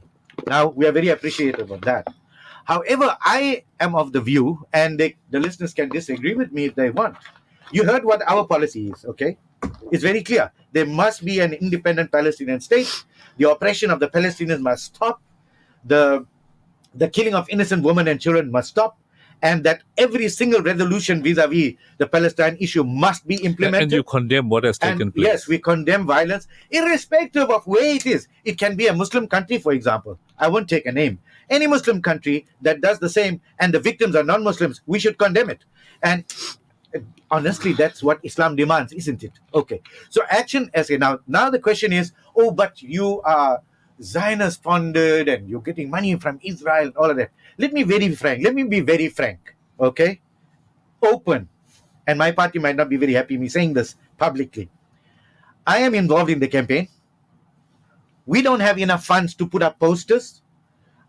I don't have enough funds. I'm using my own money, and this is a fact, to transport my activists in a taxi, to hire a taxi from one part of the city to the other. Now imagine this party receiving these millions of dollars from some Zionist Israeli state, but the candidate who is number 2 in the province is having to shell out money from his own pocket to feed his activists and move them around in a taxi. Now you believe that? Okay. So that's absolutely not true. That is a false propaganda. Even the financing of your election campaign, I'm carrying the can as I speak to you. Okay, I don't want to go into details, but that's just a fact. My party doesn't have money to give me to pay people to go put the posters. I go myself. I hire people for the day. I pay for diesel for a bucky to go and do this. I can show you pictures. Now, is that a sign of a party that is sitting rich with some dollars, from some Zionist entity or industry or America or whatever that is. It's not. We, as candidates, my colleagues, others on the ground, we are putting money from our pockets every day. Okay, so let's put that goose to rest. We are not funded by any Zionist entity. Okay. Your time is another 1 minute left. Okay. Maulana. And I'll be honest with you now. If I find any evidence for that, I would be the first one to resign and to walk away. I'm saying that here on air. Okay. Now, I haven't seen any such evidence of that. What evidence I have seen is that Herman Mashaba paid for his own posters, millions of rands from his own pocket. And those are the posters we received and I put up. And I paid people to put it up. He didn't give me money to do it. So that's certainly not a sign of a Zionist-funded organization. Okay. Now the fact that we are in a coalition with, they say, with the DA, so that makes us some kind of a criminal. Okay. Now, it's a choice of parties who want to be part of the coalition. They can remain outside the coalition or they can be in the coalition. Whether this coalition will work or not is a debate for another day. But the fact of the matter is, our aim, only objective, is we cannot afford another 5 years of this government. Let's be honest. If we are not a failed state already, we are very much over the hill already. We cannot afford another 5 years. We have to remove them. And the only way you can remove them is if you put votes together. It's about numbers. If you can't do it alone, you're going to have to do it as a collective. So you're saying you're doing that to take control of government? Yes. We don't identify with everything that the DA does. It's besides the fact that we came out of there, but we don't identify with everything that the AA does or says. We have our own policies. Now, I just articulated to you our policy is that there should be a independent Palestinian state. And we condemn the violence against the innocent Palestinians. We are calling for the restoration of their rights. So, folks out there, please, we are not the DA and we are not anti-Palestinian, but we are saying that do not view local politics and to determine your political future in this country, the future of your children, the future of your community, simply by looking at the Palestinian issue through the prism of Palestine. Because at the end of the day, it's your life and your future and your children and your community and your family in South Africa. And most certainly, there is nothing that South Africa can do right now that will help to meaningfully change the status quo in the Middle East. Where are the Arabs? Where's Saudi Arabia? Where are all these Arab states? What are they doing? Maulana, what are you expecting Action SA to go and do in the Middle East that the Arabs can't do? Maulana, we're running out of time. Your time is up. Okay. Some comments coming through. There's a lot of listeners that are listening keenly to what you're saying. They're saying Maulana is coming across as a typical politician. I'm sure you got that experience. Tiptoeing around the issue. Why can't he condemn Israel? He says, yes, we condemn violence, not Israel. Then he's saying the UN is paralyzed. All those SA political parties that are asking for genocide to stop needs to have their heads read. This has been happening for 75 years and not since October 7, 2023. That's frank. Then what your message is saying is that why are we complaining about funding when it's us that is eager to get into a position? Again, Maulana is lying. Just look at the IEC records. Funding received from Oppenheimers. So did Rise Mzansi, so did ANC and many other parties. They have a horse in every race. So what the listener is saying here is that many other parties are receiving funding.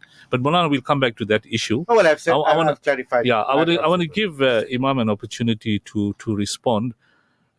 What is your party's view on the current scenario in Palestine? I know, Maulana, at least Imam, that you were on a video in Parliament where you were talking about this whole issue, and someone from the DA stood up and he wanted to ask you a question and you refused to allow him, but you spoke up.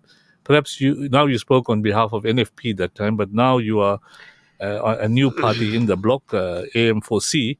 What is your party's view on the Palestinian issue? You got 5 minutes. First of all, let me make this clear that the Allied Movement for Change, or AM4C, is not a Muslim party, but has Islamic ethos, principles, and values by which we function. On the issue of Palestine, you're absolutely correct. But Maulana, I want to disagree when you say that we are no different, each one of us. Allied Movement for Change, and particularly myself, I am different. Long before the 7th of October, it was the first motion in the world, the first motion to ever take on the mites of Israel, and that was brought by myself to downgrade the South African embassy in Israel to a liaison office and recall our ambassador. Something that not even the ANC were able to do, even though they took a resolution in 2017. 4 years later, they were not able to do that. It is only as a result of my intervention under my previous party that today Palestinians can come to South Africa without a visa. They were regarded as terrorists before. When I raised this matter again and again, and I was persistent until, of course, our brothers and sisters from Palestine are now able to come here. And I was told they were a serious threat, but they are no threat. And alhamdulillah, today they are coming into the country. Now, when it comes to the issue of Palestine, we are very clear. For me, and our understanding is very simple. Whilst one may say that we condemn what is happening to the Palestinian people, political parties that are part of the Moonshot Pact, not a single one of them, let me repeat, not a single one of them have condemned Israel. Despite over 15,000 deaths, children and women being massacred, continuing unabated up to this very day. Now, my question is, if we have no respect for the human rights of the Palestinian people on the land that rightfully belongs to them, then if we are in power, what respect will we have for the human rights of our people in this country whose rights were violated for decades before we got freedom? Are we going back to the days of apartheid? That's the question we need to ask. What is different from the blood of the Palestinian brothers and sisters to the blood of our South African brothers and sisters? So the Allied Movement for Change, under my leadership, will always support not just Palestine, but human rights all over the world. In fact, I go one step further, that I was the only person in the entire 400 in parliament that stood up to even defend Russia, leave alone Palestine, because Russia was being provoked for years and years and years. And that's why they acted. The difference in politics in South Africa is we have two sides to it. The one that are pro-West, and that is why the rest of the world is suffering with poverty, disease, division, mayhem, chaos, and those that want social upliftment and freedom. And I can tell you, as long as we play into the hands of the West, there will never be freedom in the world. If you saw the statement that was made by a senior executive recently, what did he say? In order for the United States and others to survive, there has to be poverty in Africa. There has to be disease. There has to be destruction and mayhem. That is what he says. And look at us. We have all the wealth in the country, in the world, but we don't control anything. So the Allied Movement for Change is very, very clear in terms of our stance when it comes to Palestine. And you know, sometimes people are saying we need a two-state solution. We need a one-state solution. We need to address the realities on the ground of exactly what is going on there. The fact of the matter is this, that Israel, while we are talking about wanting to have a state, a Palestinian independent state, Israel is doing everything to remove Palestine from the map once and for all. They're not willing to listen to any. Every agreement that was entered into, they did not comply or abide by one single one of them. So that is the situation. So the Allied Movement for Change is very, very clear. That Palestine, we eat, sleep, walk, and talk the people of Palestine and the lives of our Palestinian people. And we'll continue to do that until Palestine is free. Thanks, Imam. Somebody's just sent a message. MP Imam Sheikh and Dirko Minister Naledi Pando are the only politicians from our community who have the guts to speak out for Palestine. Not even Ibrahim Patel has said much on the plight of Palestinians. What I'm going to do is I'm going to ask our technician to play a voice note that's come through. Let's catch a listen before we get Maulana Tariq in on his party's view. Why must we? Why is he talking about his party? Who's funding his party? Who he has to fund his own party? That's got nothing to do with who's funding which party. You fund your own party. You fund your own party. We're saying is why should one support Action SA? Action SA is totally against the Palestinian issue. Why should one even think about this? All these people that are against the Palestinians should it's a disgrace. It's haram to even vote for them. To vote for DA, to vote for IFP, to vote for any one of them is haram. Haram, totally haram. The Muslims should understand that it's totally haram against Islam to even vote for any of these parties that are not standing for Palestine. That's the view of one of our listeners that have asked for his recording to be played. And Mullah Tariq, I want to bring you in. Can you advise your party's view on the current scenario in Palestine? Okay, I think the People's Freedom Party, our view on the Palestinian issue is clear. We stand on the side of people of Palestine, and we do not promote genocide and the innocent killing. This is something that we're not going to accept, and we're not going to rub shoulders with anyone, obviously, who had this kind of belief in terms of promoting genocide and apartheid. And just a few days ago, we've all been to Eid al-Fitr, which was a great celebration in the world. And while we celebrated in South Africa and the world, the people of Palestine, while we were celebrating and rejoicing, they were shrouding their children and getting ready for janazas. And these, I think, no matter what has happened, it doesn't give anyone a right to kill innocent people. And these type of things we need to stay away. And currently, as the PFP, you would look in many of the rallies, many of the protests in KZN and other areas, we've taken the forefront. We've also wrote onto the authorities to close the Israeli embassy. We've rallied for many things. We've wrote to many authorities to say this is what, as much as we're a local government party currently, we didn't sit quiet. We got up and we said, no, this genocide is not we're going to promote, because we believe the innocent blood. And within South Africa, there are many people, I would say, in South Africa that have the Palestinians' bloods on them. And we are saying, as the PFP, we stand firm against this. We're not going to accept this genocide. We're not going to accept the apartheid regime, and we are not going to accept anything of this nature. Why? It's a fear that if we play into this here, what will be happen in terms of us running and living in South Africa? And to this effect, we're saying as the PFP, we're not going to accept. We're on the side of the Palestinian. And yes, we're saying that what is happening there, you look at a mere fact of the fasting month that had taken place now. And people obviously were fasting, but then Israel didn't even have any sort of, ceasefire or whatever it is on the situation. So we as the PFP are committed, and our stance will never change. Alhamdulillah, we've a local government party, and we haven't accepted funding from anyone. We've got no other resources and funding that we have taken from overseas or anyone. We have our own well-wishers that are helping us during the election period, so we're free from all these allegations, and we will make sure that we won't be part of these type of things here. So in terms of the PFP, when it comes to the human rights and genocide, and we're saying that the solution, by you saluting, you want the land there in Palestine as Israel wants the land. By you killing thousands and murdering thousands of people, how this is going to help and solve you by killing people? How are you killing people? Killing innocent people. Remember, we get up with birds and the singing of sounds and whistlings of many creatures in our country. But those children are getting up with the sound of bombs and all these things that are going there. Even while you're being treated in hospital, this is what's happening. So the PFP condemns this issue, and we stand with the side of Palestinians. Shukran, Maulana. We'll go for a short break, and inshallah we'll continue our final round of questions after the break.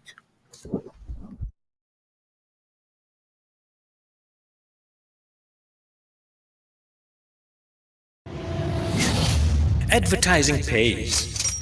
Get your business on the map through advertising with Radio Al Ansar, the station with a proven record. Let's talk to Zain of The Watch Doctor, a newcomer in the market. I'll recommend advertising on Radio Al Ansar for sure, as my client base has increased substantially. Totally unexpected. There you have it. Join the airwaves and take it up to another level. Call us on 031-208-1601 and ask for Fatima Shahina or Faraz Bucks, our consultants. Let your name be heard by thousands of people. Radio Al Ansar, your partner in business.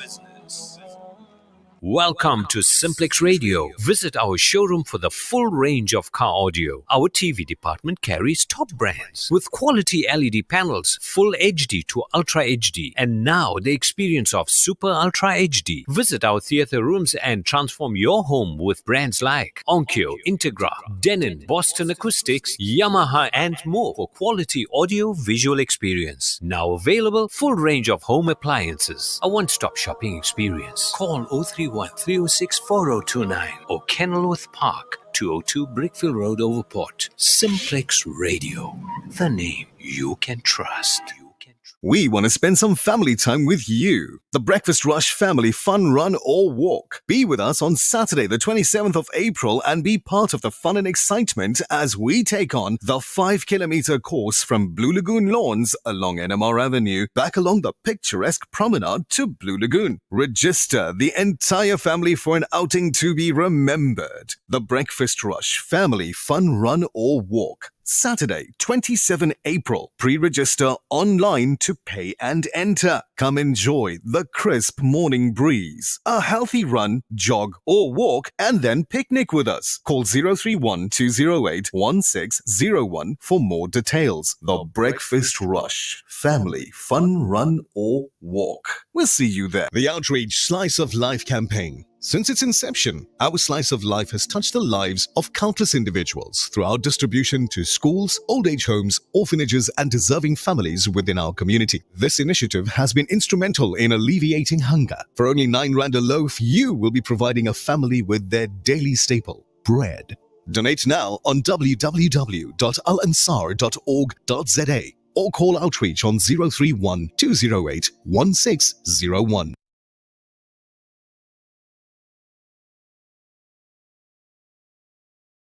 The views and opinions expressed by the presenters and guests of Radio Al Ansar are not necessarily the views and opinions of Radio Al Ansar and the Al Ansar Foundation. Listen to News in Focus on Radio Al Ansar, Durban 90.4 and Pietermaritzburg 105.6 FM every Wednesday from 8 p.m. with Yunus Sakur. That's 8 p.m. every Wednesday. Radio Al Ansar, keeping you informed. اللهم احفظ المسجد الأقصى من اليهود الحاقدين اللهم أعد المسجد الأقصى إلى رحاب المسلمين اللهم وطهر المسجد الأقصى من اليهود الغاصبين اللهم عليك بهم فإنهم لا يعجزونك يا قوي يا متين اللهم منزل الكتاب مجري السحاب هازم الأحزاب سريع الحساب اهزم اليهود وزلزلهم يا قوي. Listen to News in Focus on Radio Al Ansar, Durban 90.4 and Pietermaritzburg 105.6 FM every Wednesday from 8 p.m. with Yunus Sakur. That's 8 p.m. every Wednesday. Radio Al Ansar, keeping you informed. Assalamu alaikum wa rahmatullahi wa barakatuh. Welcome to the final session of News in Focus live on Radio Al Ansar International Broadcasting Frequency Durban 90.4, Pietermaritzburg 105.6 FM, audio streaming www.alansar.org.za. There's a huge listenership for this program this evening, and we can judge from the messages that are coming through. The people are raising a whole lot of questions and voice notes, etc. Before the break, we were chatting with Mulana Rafiq Shah and Ahmad Mansoor Imam, and they gave their position on Palestine. There's a question here for Brother Ahmad. The question is that as per IC records, Action SA received 10 million from Israel, Martin Moshel, in the past year. Please, Molana, don't say you all don't receive the funding. That is why you cannot criticize Israel, but the funding may be going to your boss, Molana. There's another message that's come through. Palestine is the most important issue in our lifetime. South Africans need to look at Palestine in conjunction with local issues. We need a balanced approach. The ANC cannot be given another 5 years at the trough. Doing one thing right, nobles as though it does not take away from the rampant corruption, failed parastatals, decreased tax base, unemployment, high cost of living, lack of water and electricity, July looting, unqualified cadres. The ANC cannot self-correct. If we don't fix our country, we'll go like Zimbabwe and other failed states. The question for you, Imam, I was just telling you, please ask MP Imam what percentage of Muslims have registered to vote. Very interesting fact, and this is why we have no impact on elections. But before you answer the question, Ahmad, given the fact that your party is a minority party, a new party in the bloc, compared to the bigger parties, kindly advise how your party will influence service delivery. Now, many of our listeners are coming in with comments and saying that if you're going to achieve a couple of seats in the provincial and national elections, how are you going to influence if the majority are the bigger parties? Now, Maulana Rafiq Shah mentioned that his party is going to a coalition to take control. What is your party's position in that regard to bring in the issues you brought about in your manifesto to influence the government of the day? Well, I think let me start off by saying that even with my previous party, we were a minority. We had 2 members in parliament. And for, I think, the greater part of that 5-year term, I served alone. But as a one-man party, if that's what we called us then, which I led, we were able to do what nobody else did. One of them downgrading the South African embassy in Israel, recalling our ambassador, ensuring visa-free entry into South Africa. For the first time in 31 years, making sure police officers got an increase in their danger allowance. Ensured and dealt with the issue of the problems we had at OR Tambo Airport as far as the scarves were concerned. If you look at the health professionals in the country, which I've repeatedly raised, of over 1,200 of them who were graduates, completed the community service and could not get a job. And Alhamdulillah, I can say today, with the latest letter that I've got from the minister, 828 of them have now been accommodated and employed. So this was all done by a very small party. In terms of some of the challenges that we faced there. Now, just to stop you there, how did you do it? Did you work in coalition with the ruling party? Well, certainly yes, but what is important is this, and I'll give you a good example.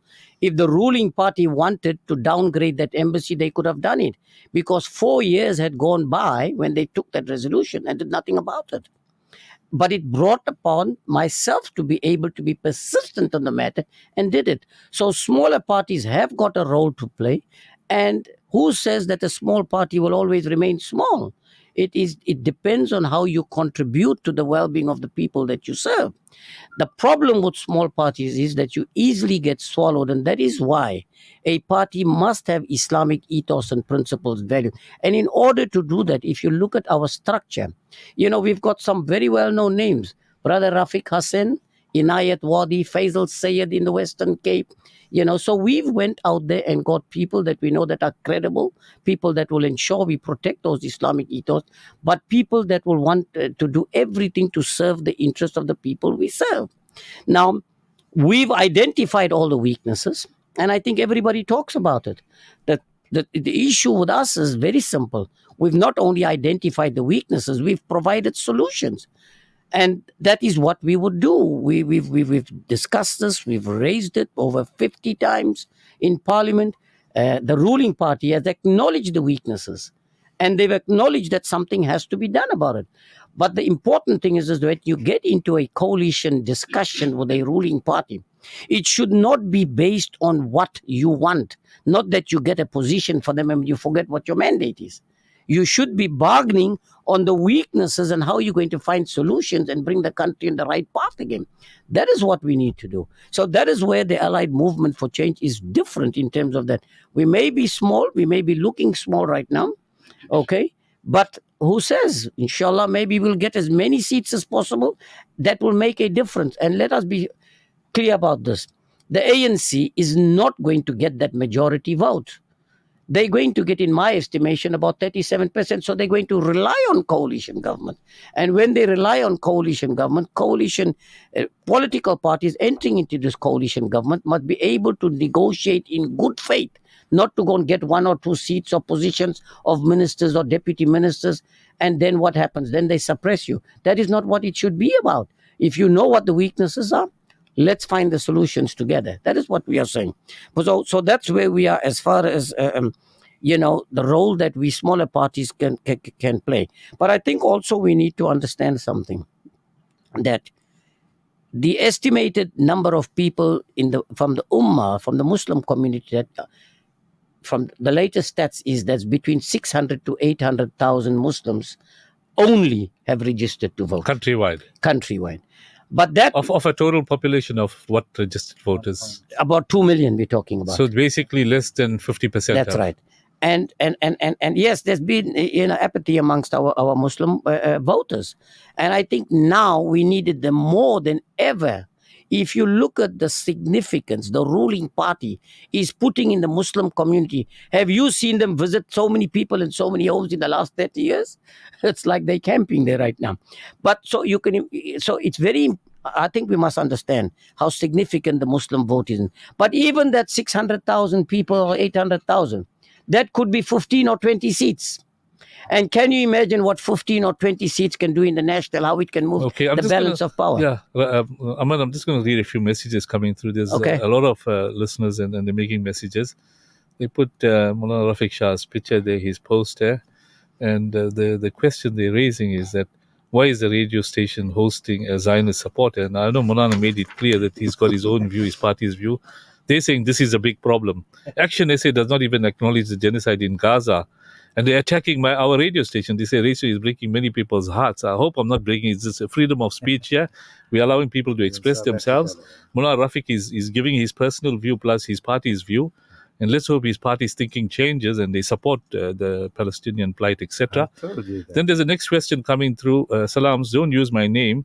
Many are comparing Rafiq Shah to Viswan Reddy. Now, Viswan Reddy is now with MP. I'm going to invite him one of the days in the studio. He's going to chat. As a political prostitute, forgive the words here, Malana. Why didn't you join a Muslim party or a party supporting Palestine? Muslims see you as a sellout. Shame on you, we didn't recognize you as a Mulana. It's haram to be in the genocide party as per Mufti AK. But Allah is the best judge. But these guys are making these comments. Now, other guys are saying, there's a big message coming through. I'm just going to read it quickly because I want our listeners to know that we're also keeping in mind what they have in their heart. Salam's Action SA supporting Israel and is a genocide party. They are all in it for the money, and that is the truth. So obviously, some listeners are coming in as that. The reason why I'm reading these messages are, Maulana, you need to take it back to the leadership of your party and say, I came onto Radio Al Ansar and our listeners are saying this. No, it's not the first time I'm hearing this. Basically, the point I'm making is that they're commenting on the Democratic Alliance's linkage with, the different people, Cyril Ramaphosa's linkage as an ANC, Patrice Masturbe. So there's a whole lot of comments coming through. On another day, we'll discuss it. I want to give Maulana Tariq, but I think Dr. Khan, Ibrahim Khan will answer the question. The party that you represent, Maulana and Dr. Khan, I mentioned is a minority party. Our listeners want to know, how are you going to influence the party that's in charge, the ruling party, whoever that party is, in terms of introducing some of the issues that you raised in the manifesto? Dr. Khan. Assalamualaikum. Thank you for that. Firstly, I want to thank Maulana Tariq for having afforded me this opportunity to be with him on this platform and talk to the Radio Al Ansar listeners. And I think it's commendable for the People's Freedom Party that they decided on having a medical professional because they, genuinely recognize that they don't have all the medical expertise, and somebody who is a practicing medical practitioner would be the best person to come to and to say, look, we need some kind of medical advice and in terms of our formation of our policy as far as the PFP is concerned. So I want to begin by saying that, one of the things that concern the PFP, and that is the unemployment of doctors. We find it very unacceptable that, South Africa as a country that genuinely requires more doctors. We don't have sufficient number of doctors to service our population, particularly in our rural areas. And, according to the World Health Organization, our standards are quite low in terms of our doctor-patient population ratio.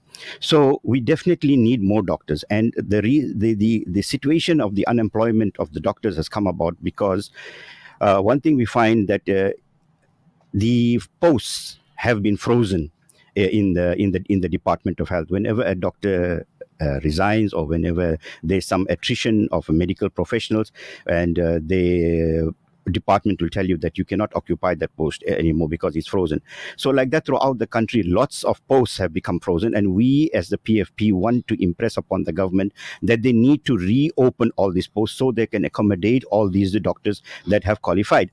What we found is that there was an increase in the number of people that are leaving South Africa, and these are highly qualified professionals. Imagine going through matric, going through getting top results, and then getting admission medical school, and then going through a period of 6 years of training, and then going for 1 year internship, 2 years of community service, and after spending so many years, you find that you cannot get employment.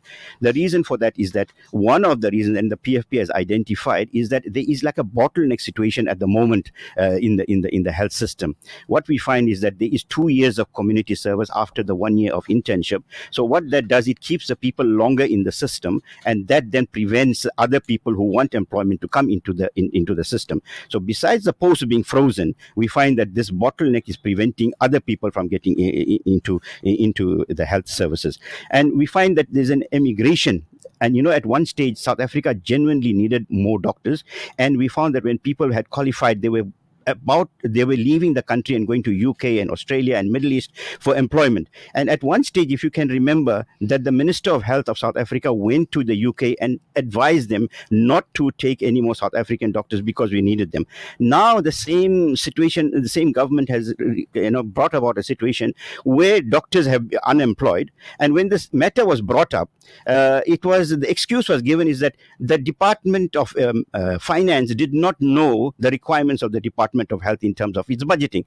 So that means one department is not talking to the other department, and we as the PFP is going to bring about a system where all departments, as far as all the manifestos that you heard, they have a direct impact on health, and health is the cardinal thing together with education. If we want to put this country right in terms of all as far as I heard, in terms of informal settlement that breeds a bed of diseases, and that's where it is. And as a PFP, we believe that prevention would be better than cure, and that we want to impress, though we can, I don't think that it is correct to say that it's a minority party, because election hasn't taken place yet. We haven't yet determined how many people will be, voted into the party. And it doesn't matter at the moment. As long as you can raise your voice and make your point known that this is our dissatisfaction and this is our proposal in order to put the things right, then I think that is where we're going to put.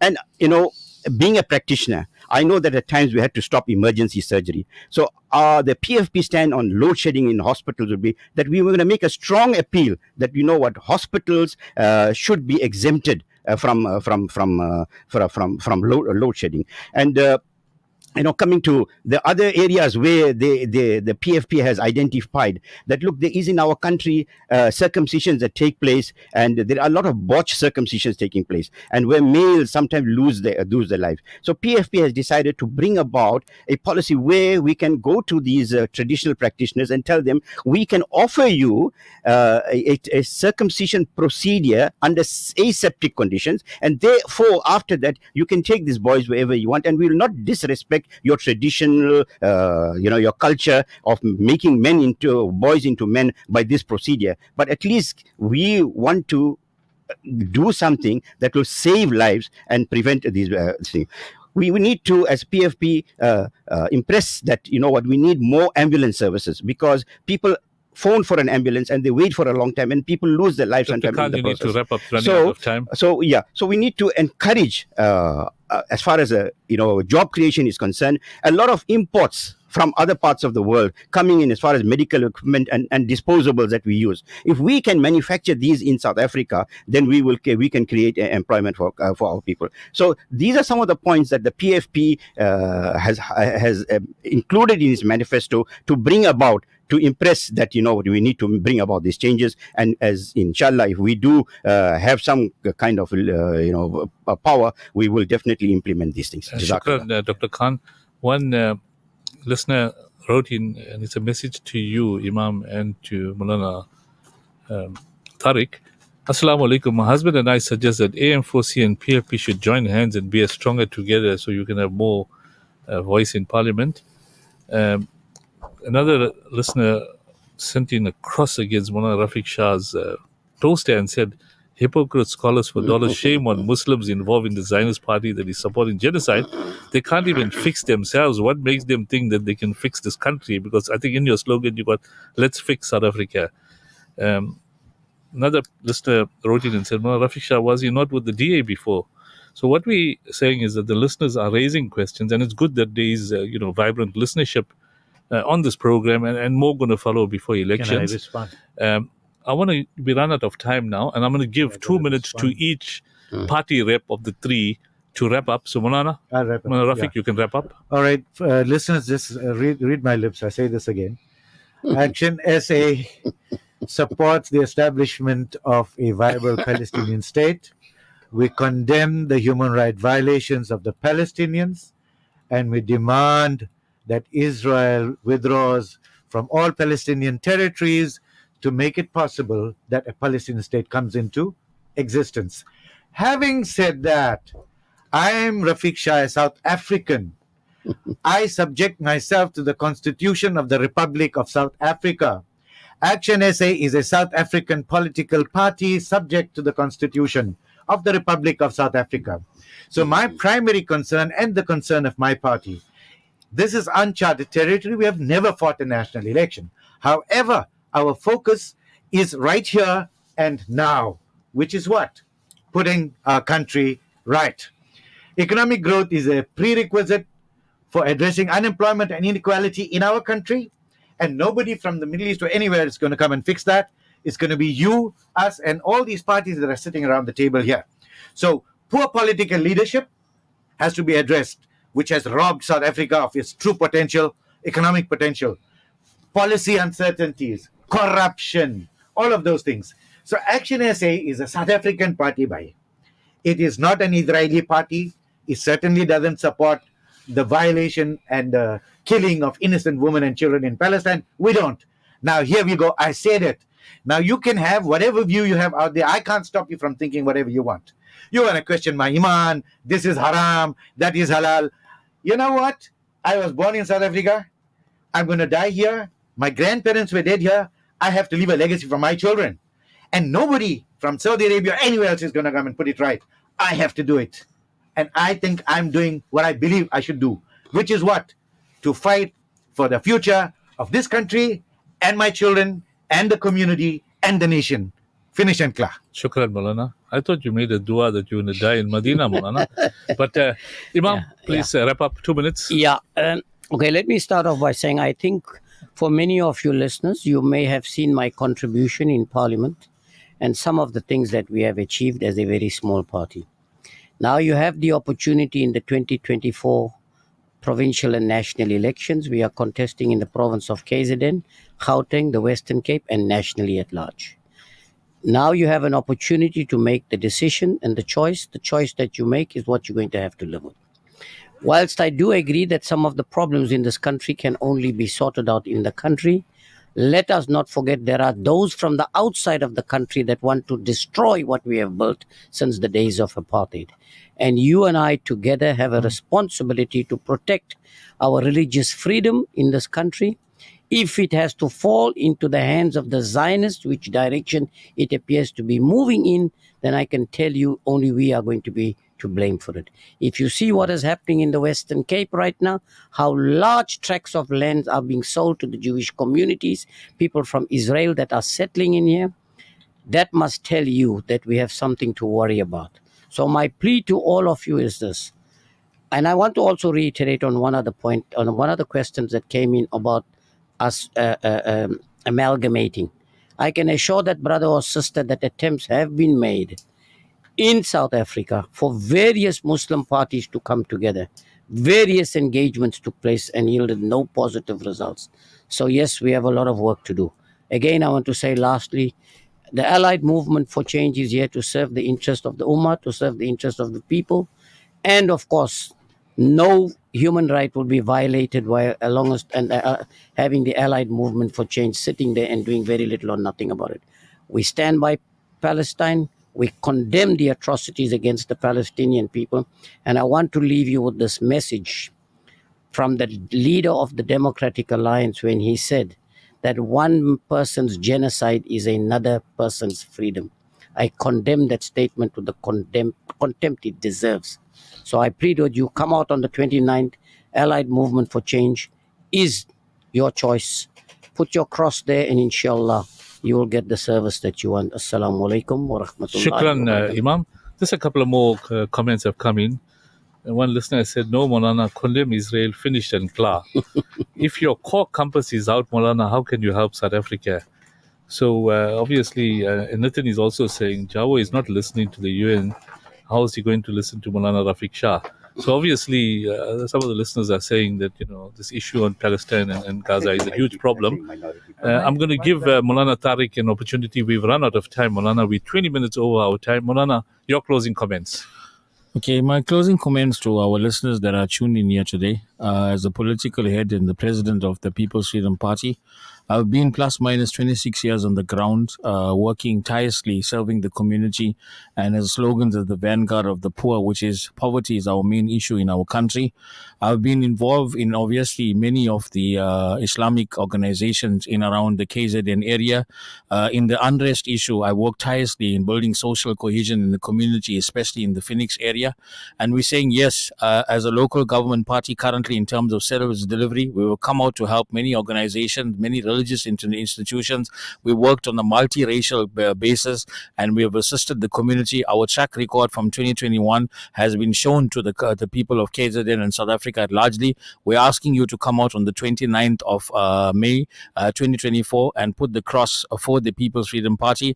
And you've seen the leadership and other dignitaries and other professionals that we brought into the party so that we come, yes, we're willing to work with anyone who has like-minded ethos and to serve the community and rather self-enrichment, but to make sure that the community is served and the country is served largely. So as the PFP, yes, we for the people, by the people, and we're saying yes on the 29th of May 2024, come out in your numbers, make your difference and vote for the People's Freedom Party. In terms of the Palestinian issue, there's no compromise and we stand firmly on the Palestinian issue, and we will make sure that we will cascade the Palestinian issue right from now till Palestine is free. That we stand family, and we will not take any tolerance or any type of issues and compromise against the Palestinian issue. We have made our standpoint clear from the beginning of the Palestinian issue, and we will stand firm on this here. So inshallah, we hope for the well, and we hope that yes, our Muslim listeners also take the 29th of May not as a day to rest at home or visit any shopping malls, but to make sure that you come out and vote in your numbers. Assalamu alaikum wa rahmatullahi wa barakatuh.